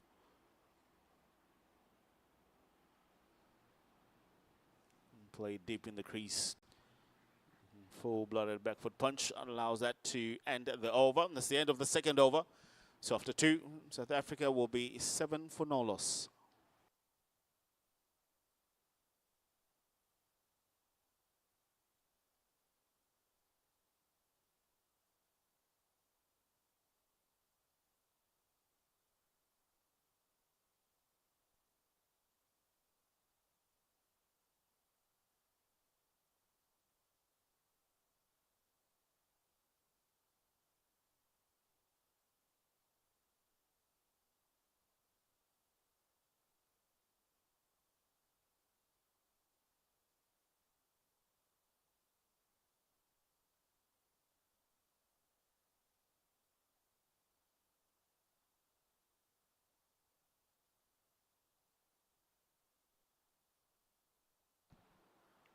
Lucas to continue.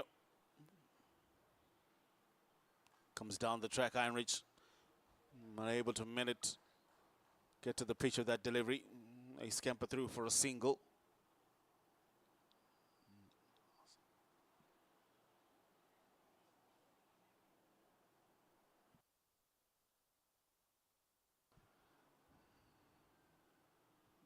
South Africa should be pretty much aware of the situation at hand here. I mean, don't need that required run rate to go up, and then also you find you're bogged down with the rain comes in. Worked away leg side, but there's protection. It'll just be one. So they need to show intent of trying to score at rather the same rate of what's required unless they have some inside information about how the rain might not affect play. Yeah, I don't know if South Africa is thinking that they need to just have enough wickets intact by the 5th over and then they can blast off from there.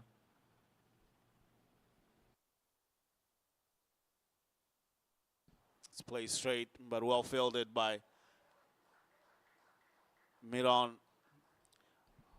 Yeah, Gerard Mwenda, the youngster with the hard work, that was hit with some venom, but he got around very quickly to just keep it to 1. Gets a high five from Shem Ngoche. We saw yesterday Enrique very, very strong on the leg side, but now everything is being bowled just between middle and off stump.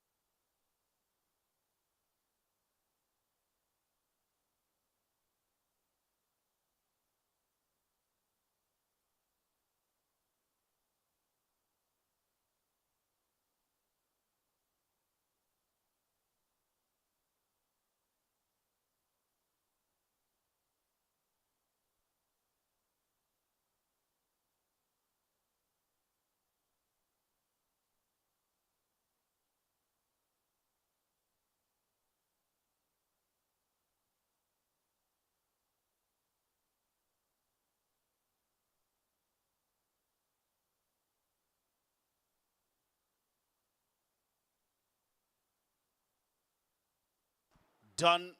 Heinrich Peters. That one just kept a bit low on him. And it ricocheted right into the stumps.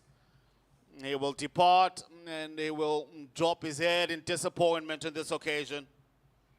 Yeah, this time the ball just really staying low on him, playing on the up there, and the ball just creeps under his butt. The ball rattles into the off stump, and timber it is. Kenya pick up their first wicket. South Africa 11 for 1. The captain, John Van Heerden, will come into bat for South Africa. Have some work to do. They're only scoring at 3 runs, just about 3.5 runs every over. But they need to be scoring at least 7 to be in a comfortable situation. Skipper George Van Heerden comes through, the Centurion, youngest skipper to score 100 in T20 International. And also the first of the 13th edition of the African Games. So he's got a record that he should be proud of. But today, that record is now a thing of the past. He's got another task at hand here. And this time not setting, but chasing. Finds a thick outside edge that will run away to third man. So it's been a good start by Lucas Dunderson. Finishes his second 9 for 1 after 2 overs for Dunderson, but for South Africa it'll be after 3 overs. They are on 12 for the loss of 1. Yeah, you can see they are looking a bit dull, the weather, but maybe the rain is just passing by or won't even pass by. At least now 3 overs gone. If we can get to 5 overs, then that would mean that we shall have a result in this game. Emmanuel Bundi will continue operating from the zoo end.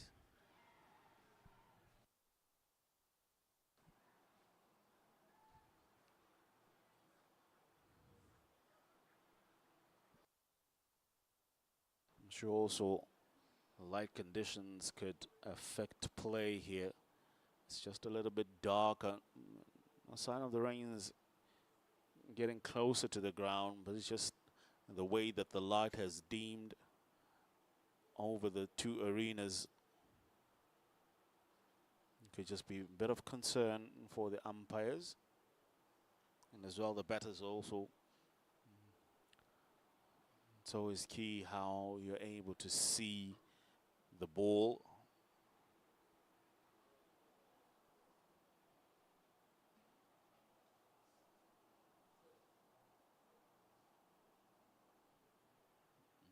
George Van Eden.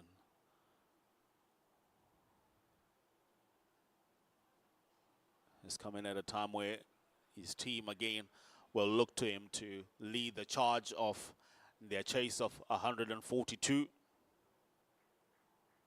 Just looking at that delivery again.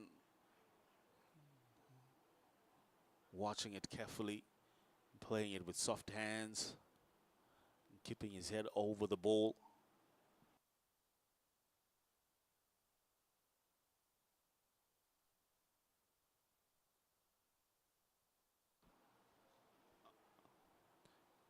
Another dot ball. This has been a good start from Kenya. They're not giving away any freebies. They're bowling with utter precision. Every delivery means a lot to them. 140 is what they look for. In the context of how games have gone by from today and yesterday, there's little margins of error, and so far they have kept themselves on the right frame of things. Quickly running for a single there. Yeah, standing deep, Lucas. But I'll tell you, Eli, John Van Hayden, the youngest captain to score a century, an international century, at the age of 20 and 188 days. He leapfrogged your countryman, Tatenda Taibu, who's done the same before. Sakib Al Hassan.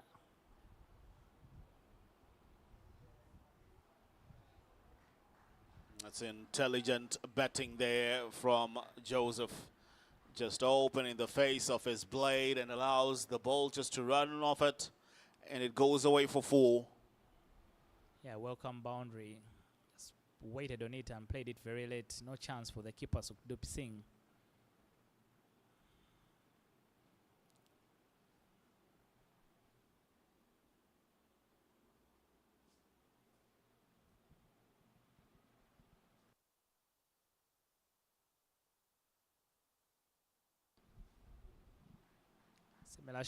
Similar shot, but this time we'll go straight to the fielder. Gerard Mwenda does the fielding to finish off the 4th over.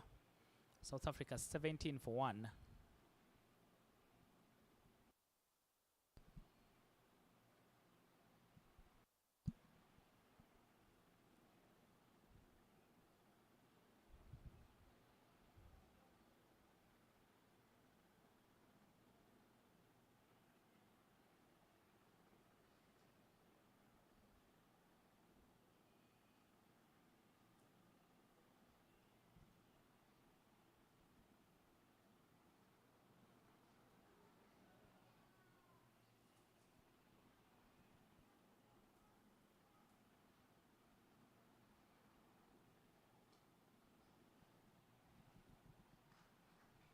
Lucas will continue from the field end. He's into his 3rd over already.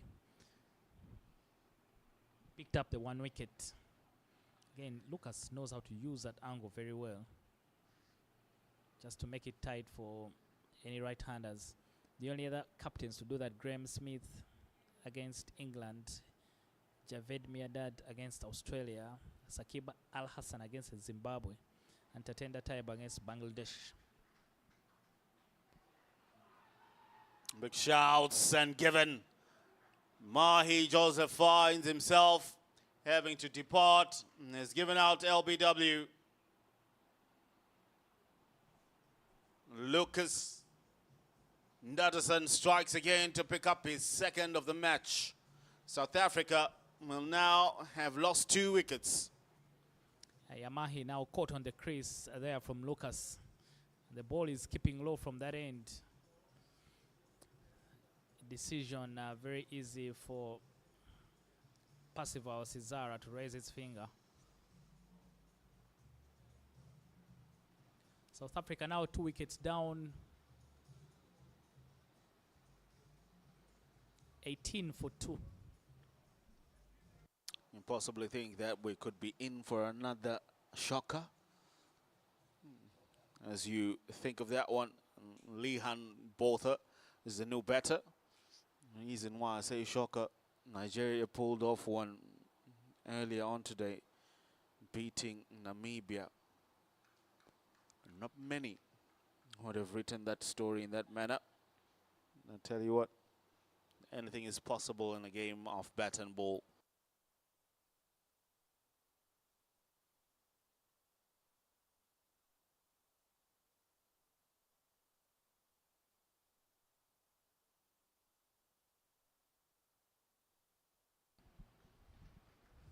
And a good decision there by the captain, Rakeb Patel, to keep Lucas in the attack. Sometimes you want to leave your enforcer on, and if he comes up with a wicket, that's a bonus as well. Those bowling changes sometimes can allow the other team to get back into the game.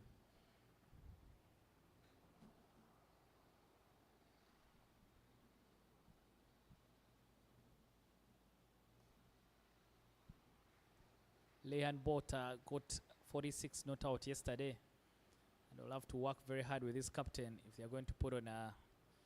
They're going to find a way of taking down 142.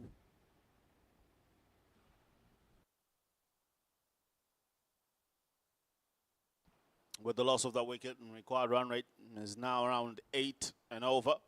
South Africa just still scoring at just 4 per over.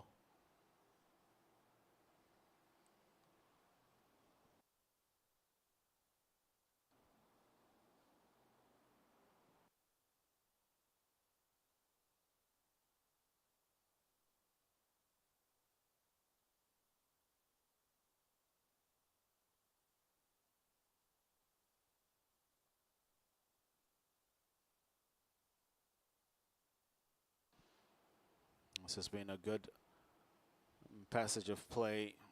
Lucas Danderson has bowled his 3 overs consecutively and finishes off his 3rd over. He's bowled well in 3 overs done. 10 runs conceded, and he's picked up 2 important wickets. South Africa are 19 for 2 after 5.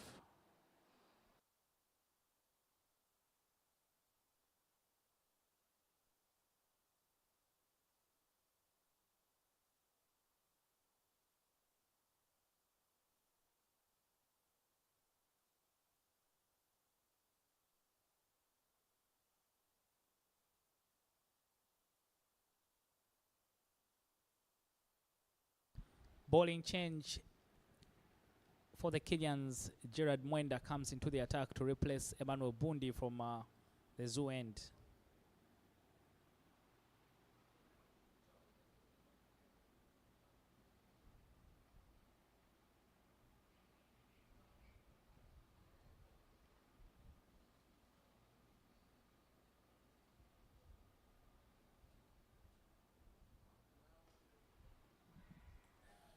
Swallowed up by Collins Obuya.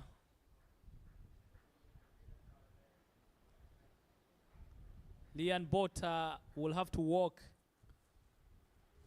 Half volley, but hit straight into the hands of Lehan Bota. Now South Africa lose their 3rd wicket. Well, Lehan Bota walks off the park, head detected. Was looking to drive it through the covers, but hit that straight to man, fielding at short extra cover. It was up in the air for quite a while. And a great catch in the end, great fielding. And captaincy in putting a man there. South Africa could be in a bit of trouble now. 3 wickets down for only 19 runs on the board, chasing 142. Yeah, yesterday the rest of the batting didn't have get an opportunity because South Africa scored 237 for 2. But I think now they will need contributions from everyone if they are going to chase down, if they are going to find 123 runs from 89 balls. No better at the crease will be the wicket keeper, Keegan Lyon. Catch it.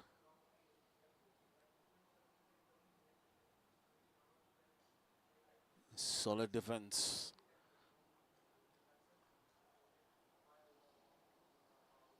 But what a start from Gerard Mtui. Gerard Mtui picking up a wicket on his first delivery.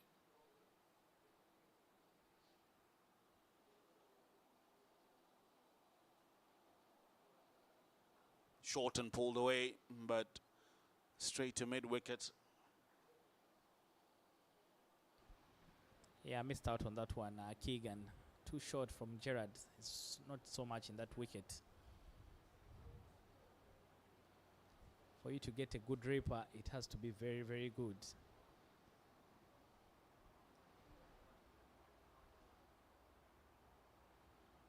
Comes down the wicket, Keegan.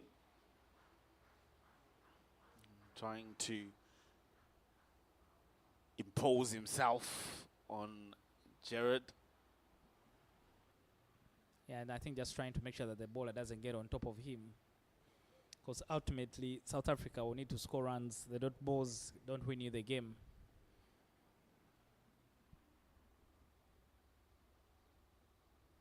Big shouts.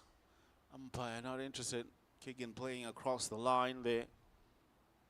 He's looking to heave with leg side, but there's a man out there in the deep. Or Diambo.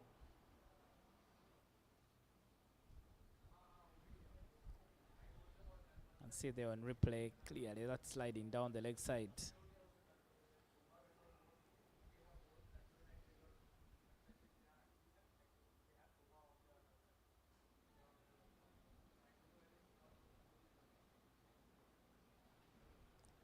Maiden over to start off things for Gerard. Picked up a wicket after 6 overs. South Africa is 19 for 3. Well, it's the end of the power play. And Kenya will be smiling. They've picked up 3 wickets at the cost of 19 runs.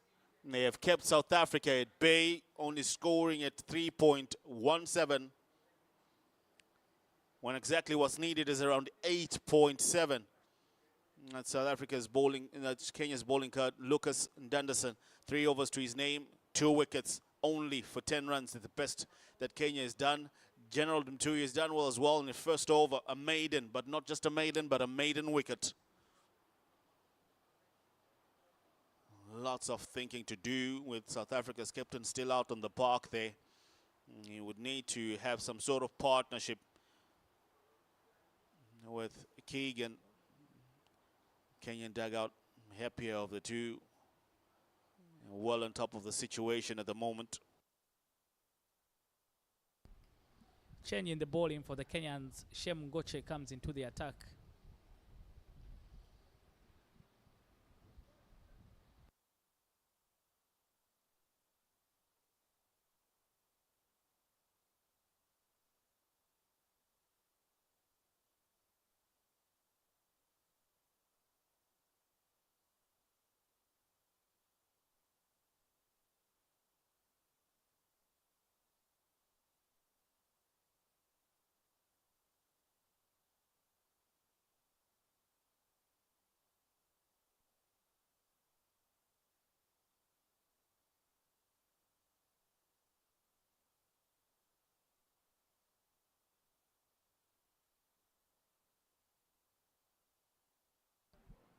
Reverse sweep and completely missed there by the fielder Emmanuel Bundi. Should have saved that one, but it will rest away for a boundary. Much needed boundary. Keegan Lyon finds one on that occasion. Reverse sweep. Does it cleanly. The fielder not able to get down quickly enough to stop that one.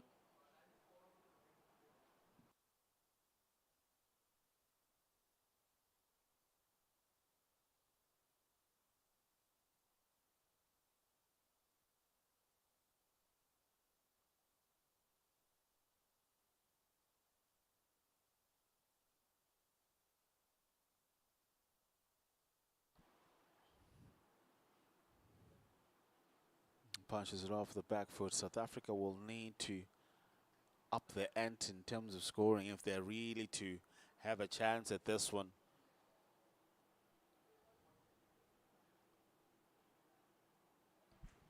I think what is inhibiting them is that they're losing wickets without them actually scoring. Sometimes you can lose wickets, but when you have runs on board, It's worked away legs out for a single. Should be very much welcome. Because even if you're to look at the Duckworth Lewis, if things were to end with rain, South Africa would be in deep trouble. Yeah, very true. So they just need a good partnership that can be able to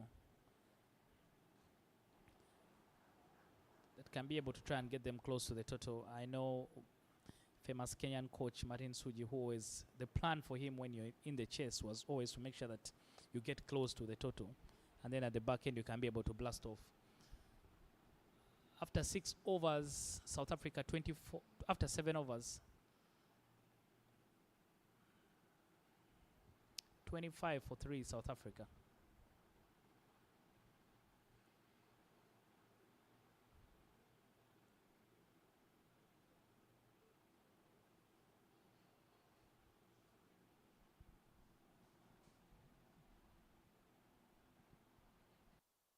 Ghana finishing on 194 for 5 against Ghana.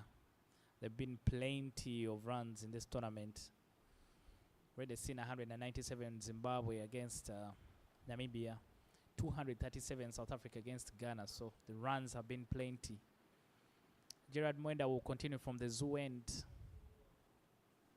South Africa 26 for 3.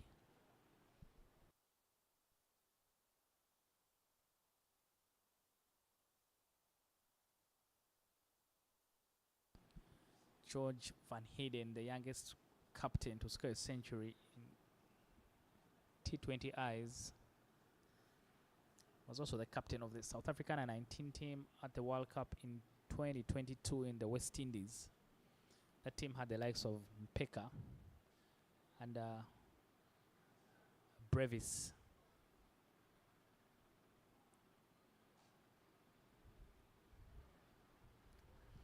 George yesterday was able to switch gears, especially when he was batting with Enrique. I don't know what his plan is today, maybe to just try and hang around for as long as possible, and then he can be able to blast off. But you don't need to leave a lot of work for you at the back end.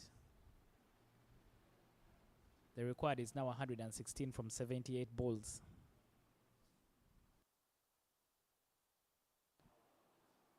It's clipped off the pads, and it'll run away fine. That'll be 4. Keegan will pick up another boundary. Strays down the leg side, Gerard Mwenda.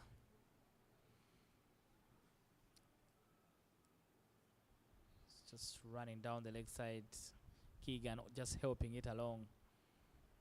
And the outfield doing the rest. South Africa need a lot more of those as they try and keep up with the required rate. Cut away, but straight into the covers for a top ball. South Africa been failing just to cleanly pierce the field that has been set by the Kenyan captain. He's done well.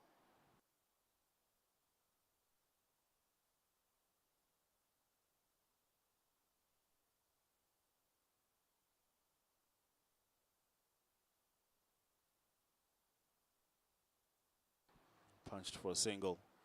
It's a good test for South Africa here. This is a good test that they have. Very much different from what they faced versus Ghana.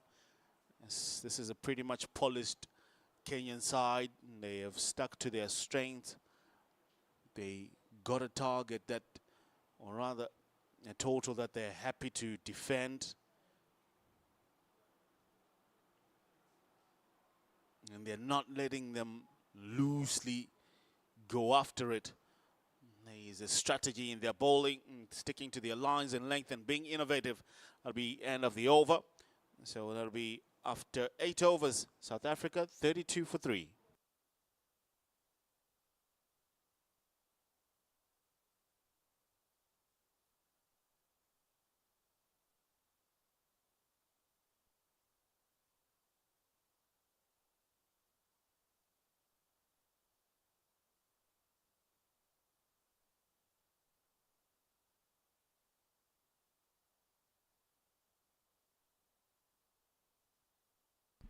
Shem Ngoche will continue from the field end.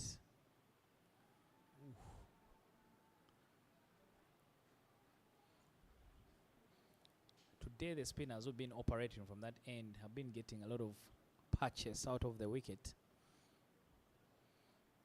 The captain just walks down there to give a few wides to Keegan. Maybe just trying to open up his body.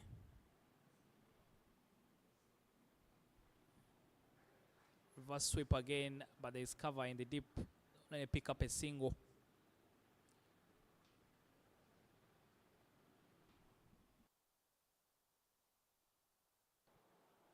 Keegan has been there for 13 deliveries, is on 10, while Joan Van Heerden is only on 5 of 12.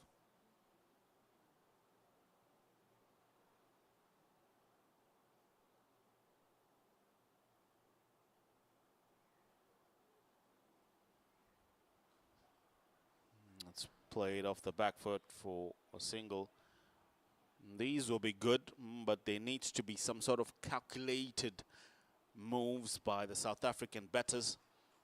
And 4 and over will not get them anywhere. And the more that you delay to take charge in the run rate quickly, will it go up? I'll tell you what, a few overs ago, just a couple of overs ago, the required rate was 8. And because of the magnitude of dot balls that have been bowled so far, it now stands at 9.3. Yeah, that's an important number that the South Africans need to take care of. They need to be scoring at least 7 runs every over. That keeps them very, very close. Good ball, squaring up George there.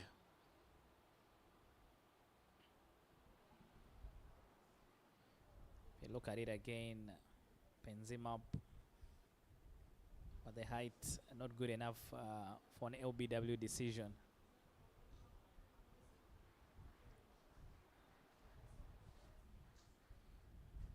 Shem also very, very intelligent as a bowler.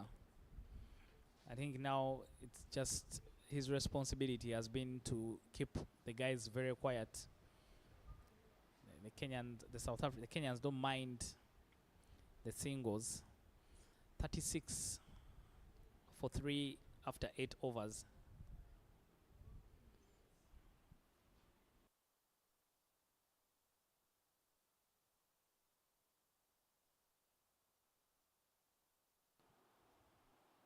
Still a dark cloud over the Hashimoto A Arena. So your picture will be slightly darker. Not that we're losing the sun, but there's just been a lot of cloud cover. We anticipated rains earlier, but they haven't come through in this direction.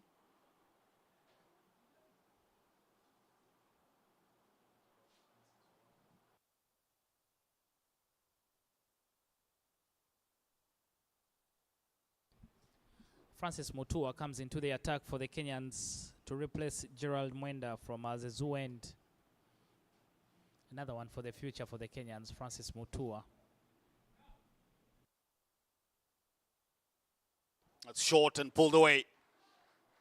That was punished with disdain and has gone for a maximum. Yeah, the search party there running off to try and retrieve the ball.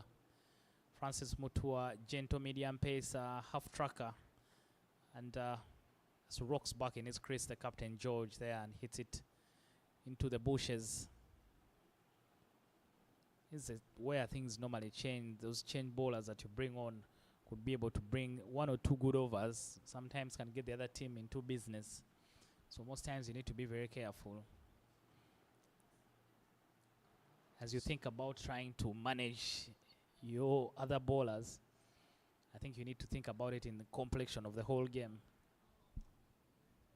Well, definitely you have to. And also when you're given the task as a changeover bowler, you need to think about how you're going to bowl, because when people are chasing targets that can be imposing sometimes, they will look to target someone within your bowling attack. You don't want to make yourself that prey that they'll be looking to go after. But on this occasion, George Van Heerden gladly obliges to go after Francis. Pitching it short, picking up the length quickly, and send it on its way.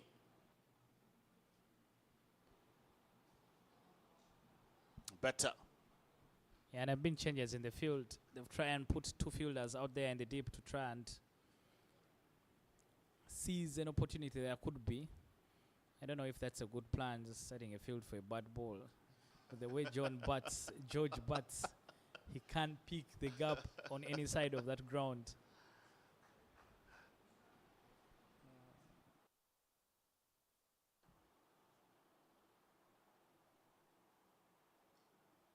Better lines, but that creates a gap. They're pushing for two. That's good running. Yeah, Lucas did the right thing, came in very quickly, but he was off balance to just make sure that the throw goes where he wants it to. Big over for the South Africans. They've been looking for something like this. 8 runs coming off it so far.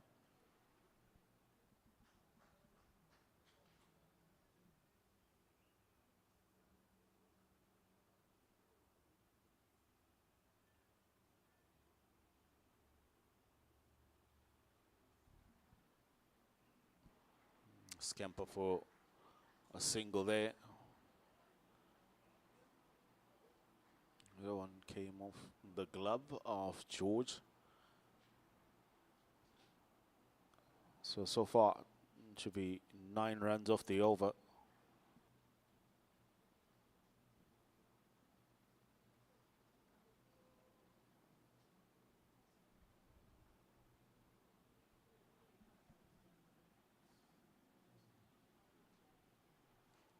Okay, now there'll be some work to do for Lucas, but he gets around quickly to just keep it to 2 runs.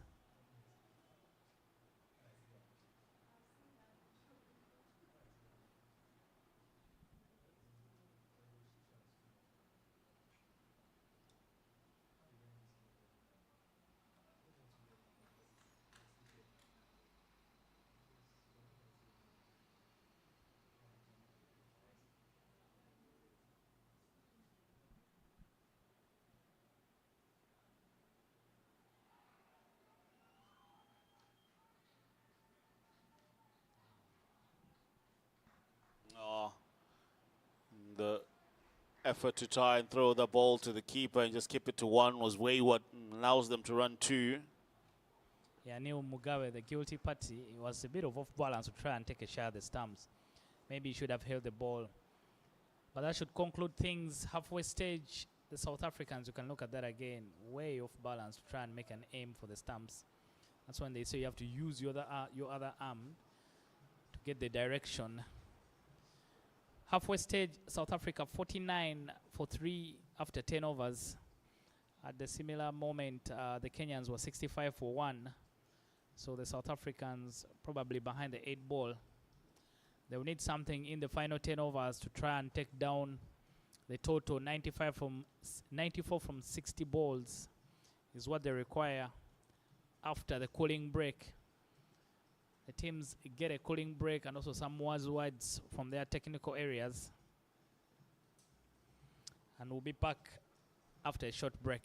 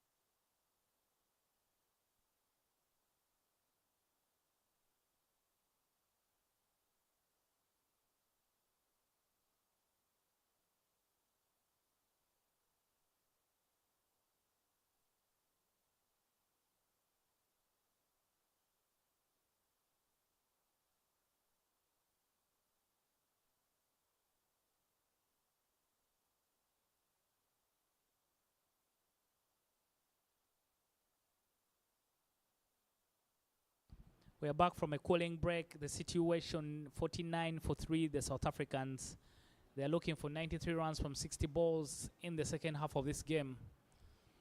The captain, George Van Heiden, 16 from 19. Keegan, 16 from 17 balls. That's sort of first meaningful partnership that the South Africans had. But they will need these two to bat for as long as possible if they are going to be able to find 93 runs from 60 balls. On the other Achimota big ground, Uganda got 194 for 5 from their 20 overs against the hosts Ghana. Ghana now 10 for 2. Group A action this afternoon on match day number 2 at the 13th African Games. The teams take a break tomorrow and should be back on Wednesday on moving day as we battle for the semi-final places. Bowling change for the Kenyans. The youngster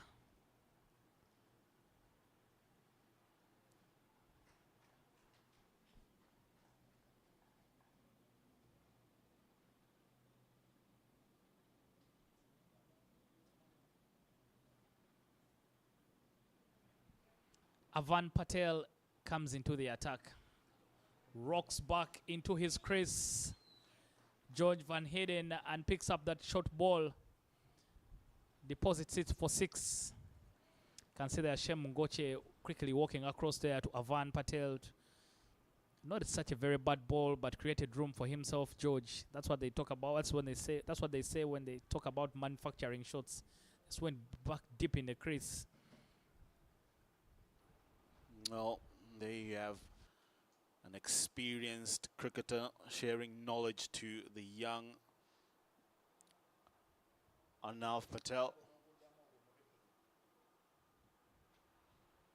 Comes down the track, leading edge and taken. George Van Heiden was looking to be a little bit more attacking, trying to add an impetus into the attack, but gives the young man with his first wicket.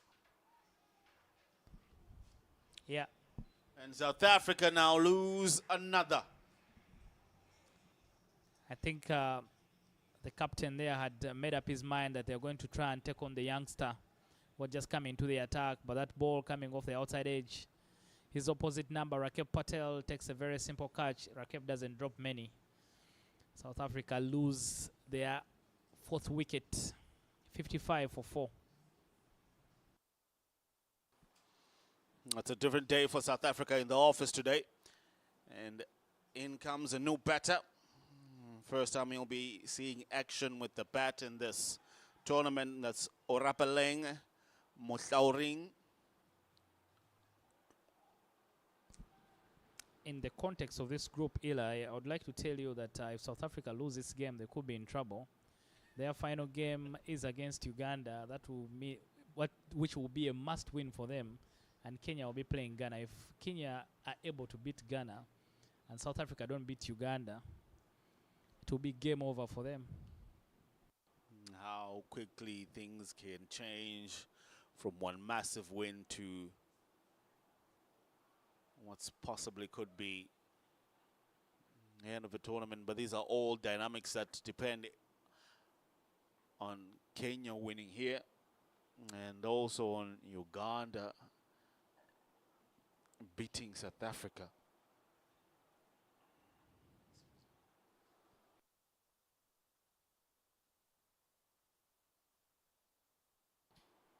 Reverse sweep, misses it totally, and it crashes into the stumps. Avan picks up his 2nd. Well. The whales are coming out for South Africa here. I told you, scoreboard pressure. The required run rate at 9. Everyone in South Africa looking to try and add some little bit of impetus into the attack. Crafting shots, but not coming through. Yeah, Avan Patel picking up a 2nd wicket in the over. That one played on by Keegan. Inspired bowling change. I don't know what the South Africans shared during the drinks break. But now they've lost 2 wickets in quick succession, and their 2 set batters are out. 2 new batters are on the crease for them. Good bowling change, you must say, for Rakeb Patel. Took a chance, took a risk on Avan Patel, and has been able to pick up 2 wickets. Now South Africa is 56 for 5. A new better the crease shall be Jason Rick.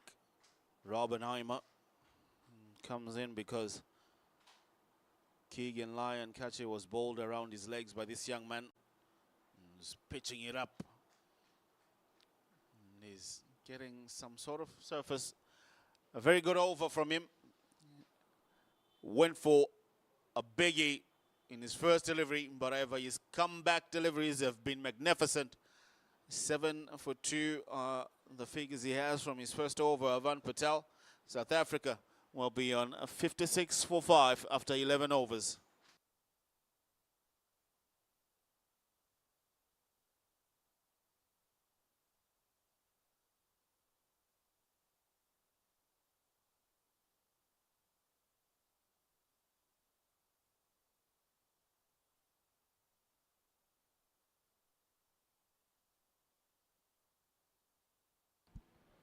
Shem Goche comes back, replaces Francis Mutua from that zoo end.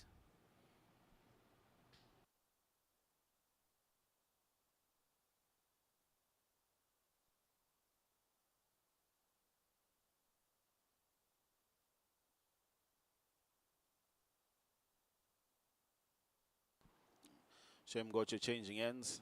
He forgot to place his marker of where his run-up is supposed to be.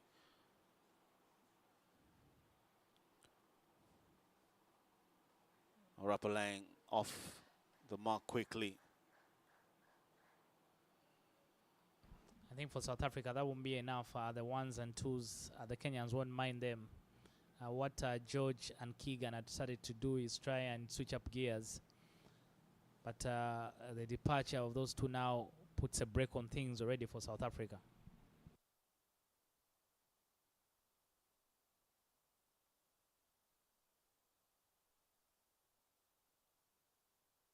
We're going to push for 2. When they do so, come comfortably. The required rate now already close to touching 10 runs every over. Just about 9.5. That would mean you need to find a boundary in each and every over. It's cut, but well fielded as well. And they're quick in between the wickets for 1. I tell you that Kenya have been a very polished side for this young South African side, that they've not been able to impose themselves on them like they did to Ghana.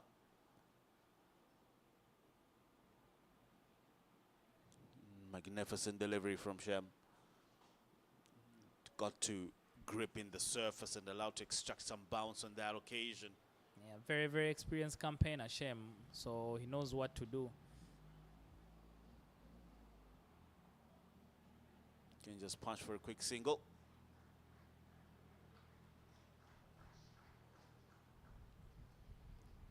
And I think we spoke about it at the start of the game that it will be interesting to see how South Africa perform against, you know, a more experienced unit.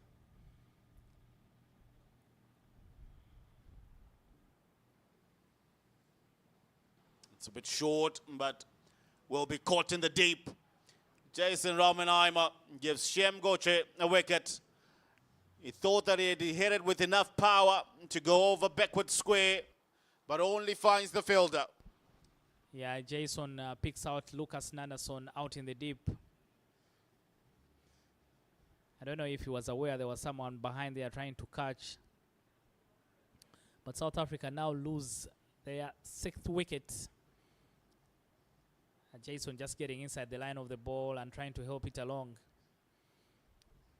Just came, somehow. I don't know what sort of technique Lucas was trying to do. I don't know if he was sure that the ball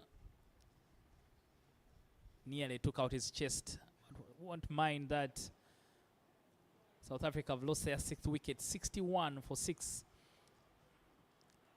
The Kenyans really showing their class in this one.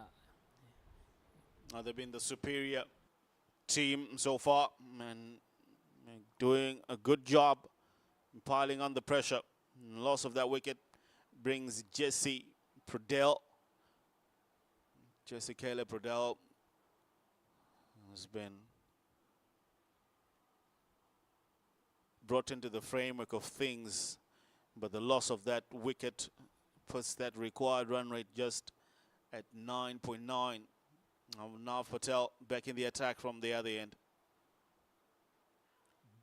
Oh.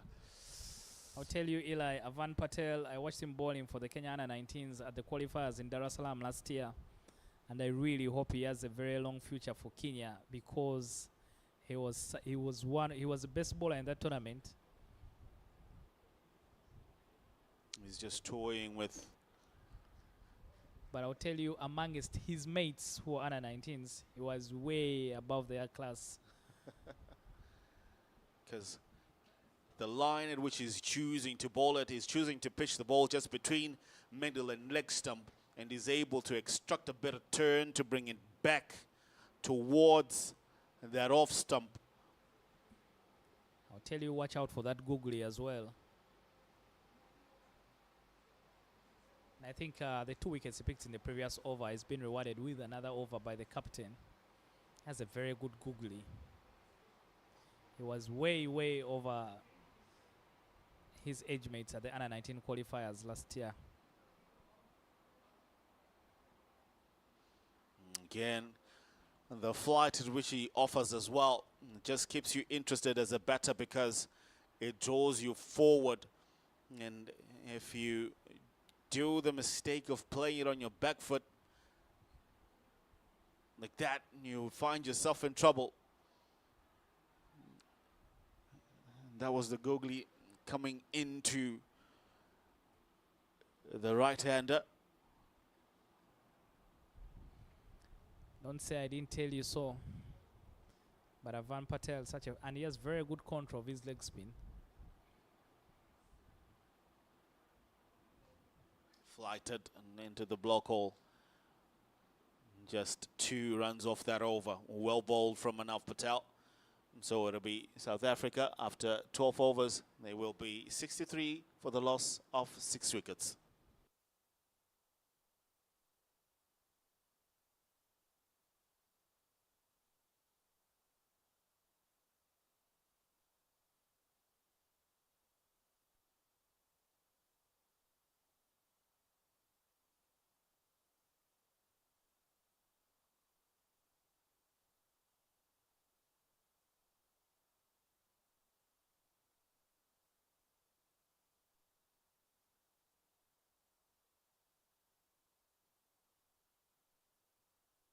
All right, Shem Goche continuing from the Accra Zoo end.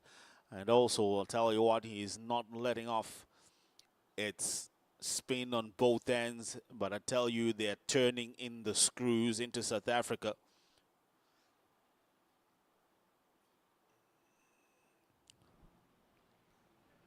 Yeah, I think for South Africa now, just it's going to be a long way in trying to chase down this one. 81 runs from 48 balls required.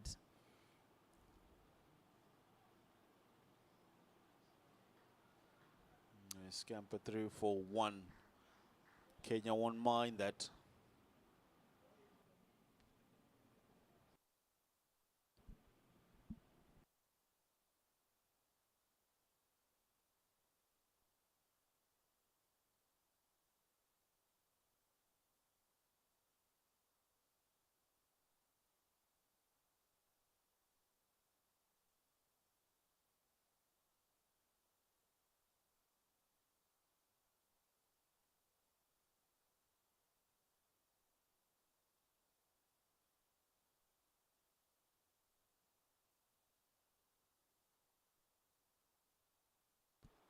Went for a big one, slog sweep, doesn't execute it well. The simplest of catches is completed by Peter Koche. And Shem picks up a wicket. JC Keller will depart. South Africa lose their 7th. Yeah, second wicket for Shem Ngoche, and also good reward for him. He's been brilliant for the team. Has beat the outside edge a couple of times. But Hesse Caleb trying to go big and hitting against the spin. And see, they are trying to hit against the pin, only manages to get a skyer. Peter Kowich settles himself under the ball and takes a simple catch. South Africa now staring down the barrel of a defeat. 65-7 for them.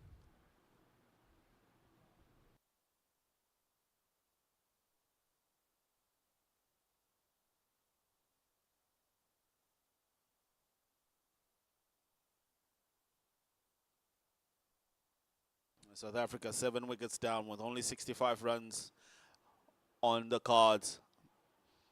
Kenya will be the happy of the two sides here. They have well made huge inroads into South Africa. It's now the tail enders that are coming in. Apiweako. This is the new man at the crease.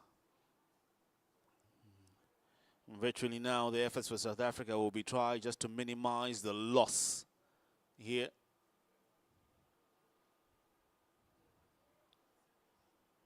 It's the end of the over, end of the 14th over. It'll be South Africa 65-7.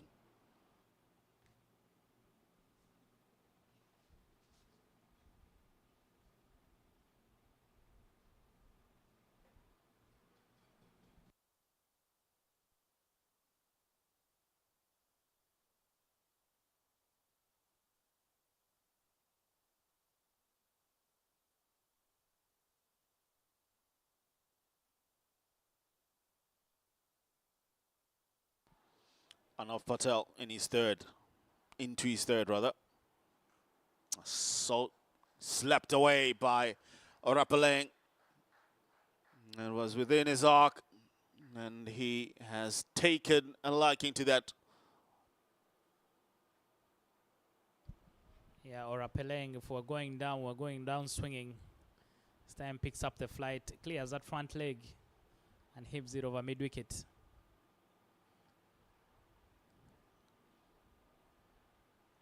It's a brave show trying to hit against the turn. Bold. The googly. Coming into him.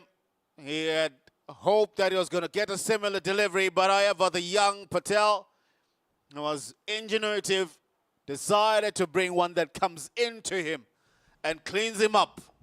Yeah, now Patel prevails, bowler prevails, I like to say, been taken for a 6 off the first ball. This time, the googly completely not picked there by Orapeleng. Can see the young Arnav Patel. Very, very happy man. Top quality. Just looks like a leg spinner. And then at the last moment, it just comes back into you. Completely there fooled by the googly from Arnav Patel. Picks up his third wicket.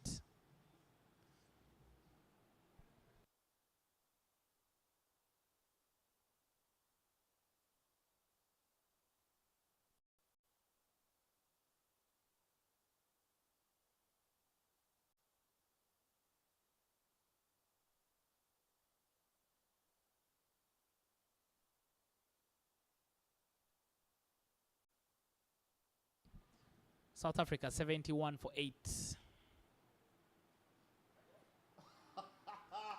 Back-to-back wickets for Arnav Patel. One wicket brings him another. He's now on 4 for 15, I tell you.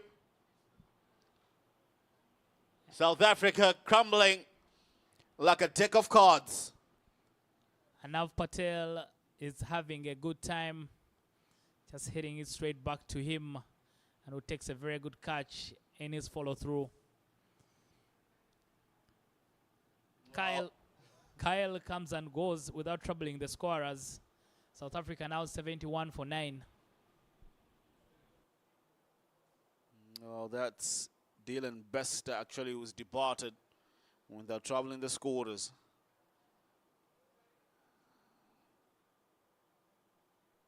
And now it will be Kyle Glenister who walks into the hot pot of Arnav Patel. Look at the smile on the youngster's face. He is laughing all the way to the bank. I'll bet you money that for this hat-trick ball, he's going to bowl a googly. Could we have the first hat-trick of the tournament here? He is charged up and fired up, Patel. Rather, that was a gift in the second one, but hey, you will take them either way they come.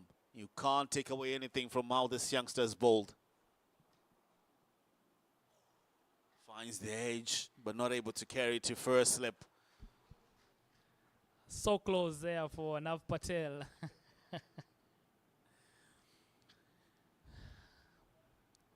Kyle and Apiwe, the final two batters for South Africa.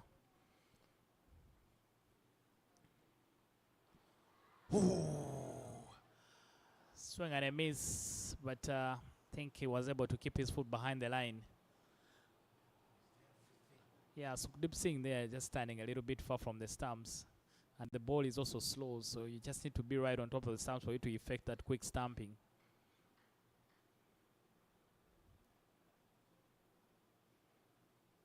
There's one more delivery.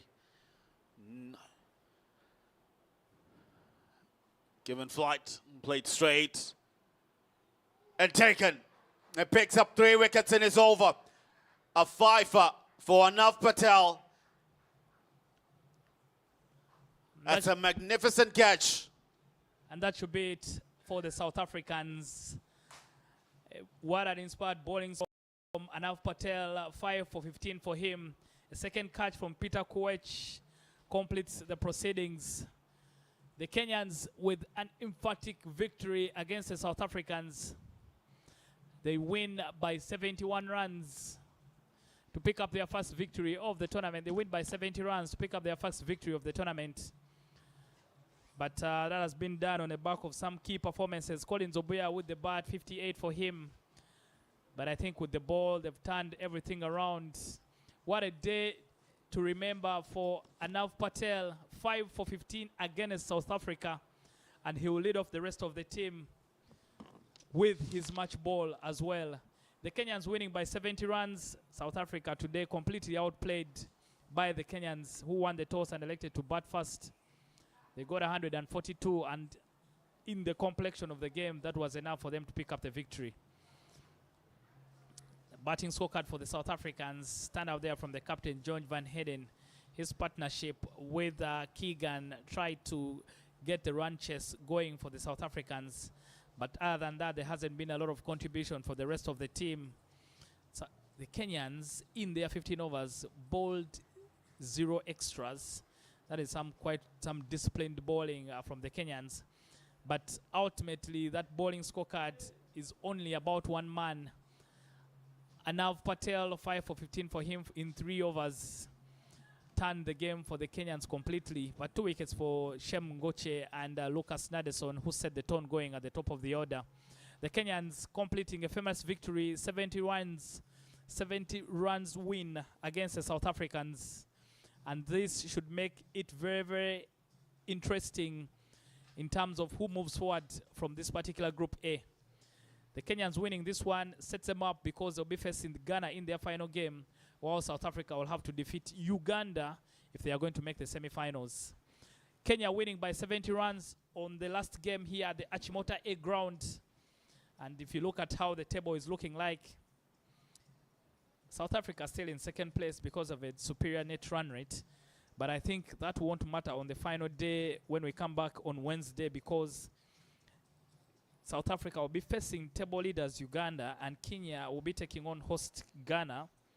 Therefore, you fancy yourself to think that Kenya can be able to get a win against Ghana, and that should put them on 2 wins in that particular group, while South Africa will need to beat Uganda if they are going to make sure they push for that second place. Should be an interesting day when we return on Wednesday, because the teams will be taking a break tomorrow. But for now, we'll take a short break and we'll come back to you with the post-match presentation from Eli Tawanda.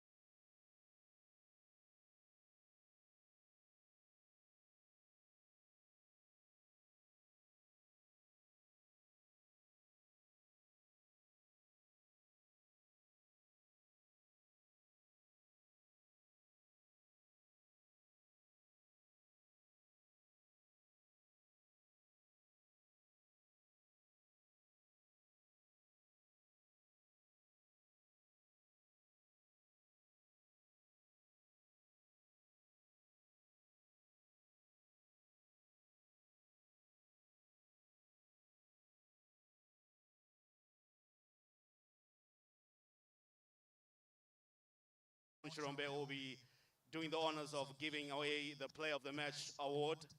A number of contenders for the award. Collins Abuya did score 58 or 47, which was key and instrumental in his side getting to that 141 mark. Lucas Ndadason's effort with the ball of 2 wickets for 10 runs in 3 also. But by unanimous decision, the player of the match will be Arnav Patel, picking up 5 wickets for 15 in 3 overs.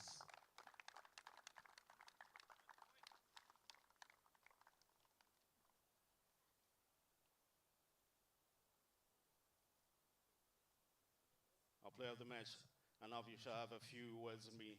First of all, how does it feel picking up 5 wickets in T20 International, your first game for Kenya with the senior side? I did nothing different from the under 19. I just played. I just came and brought it here, and I was just bowling my lines well, and the trick does it. Well, just walk us that second delivery. Your first ball went for 6. What did Shem say to you when you were going for your second ball? He just told me not to toss the ball. Congratulations, Arnav, and good luck with the rest of the team. Thank you. That's it for the post-match presentation of this game between South Africa and Kenya. Kenya winning by 70 runs.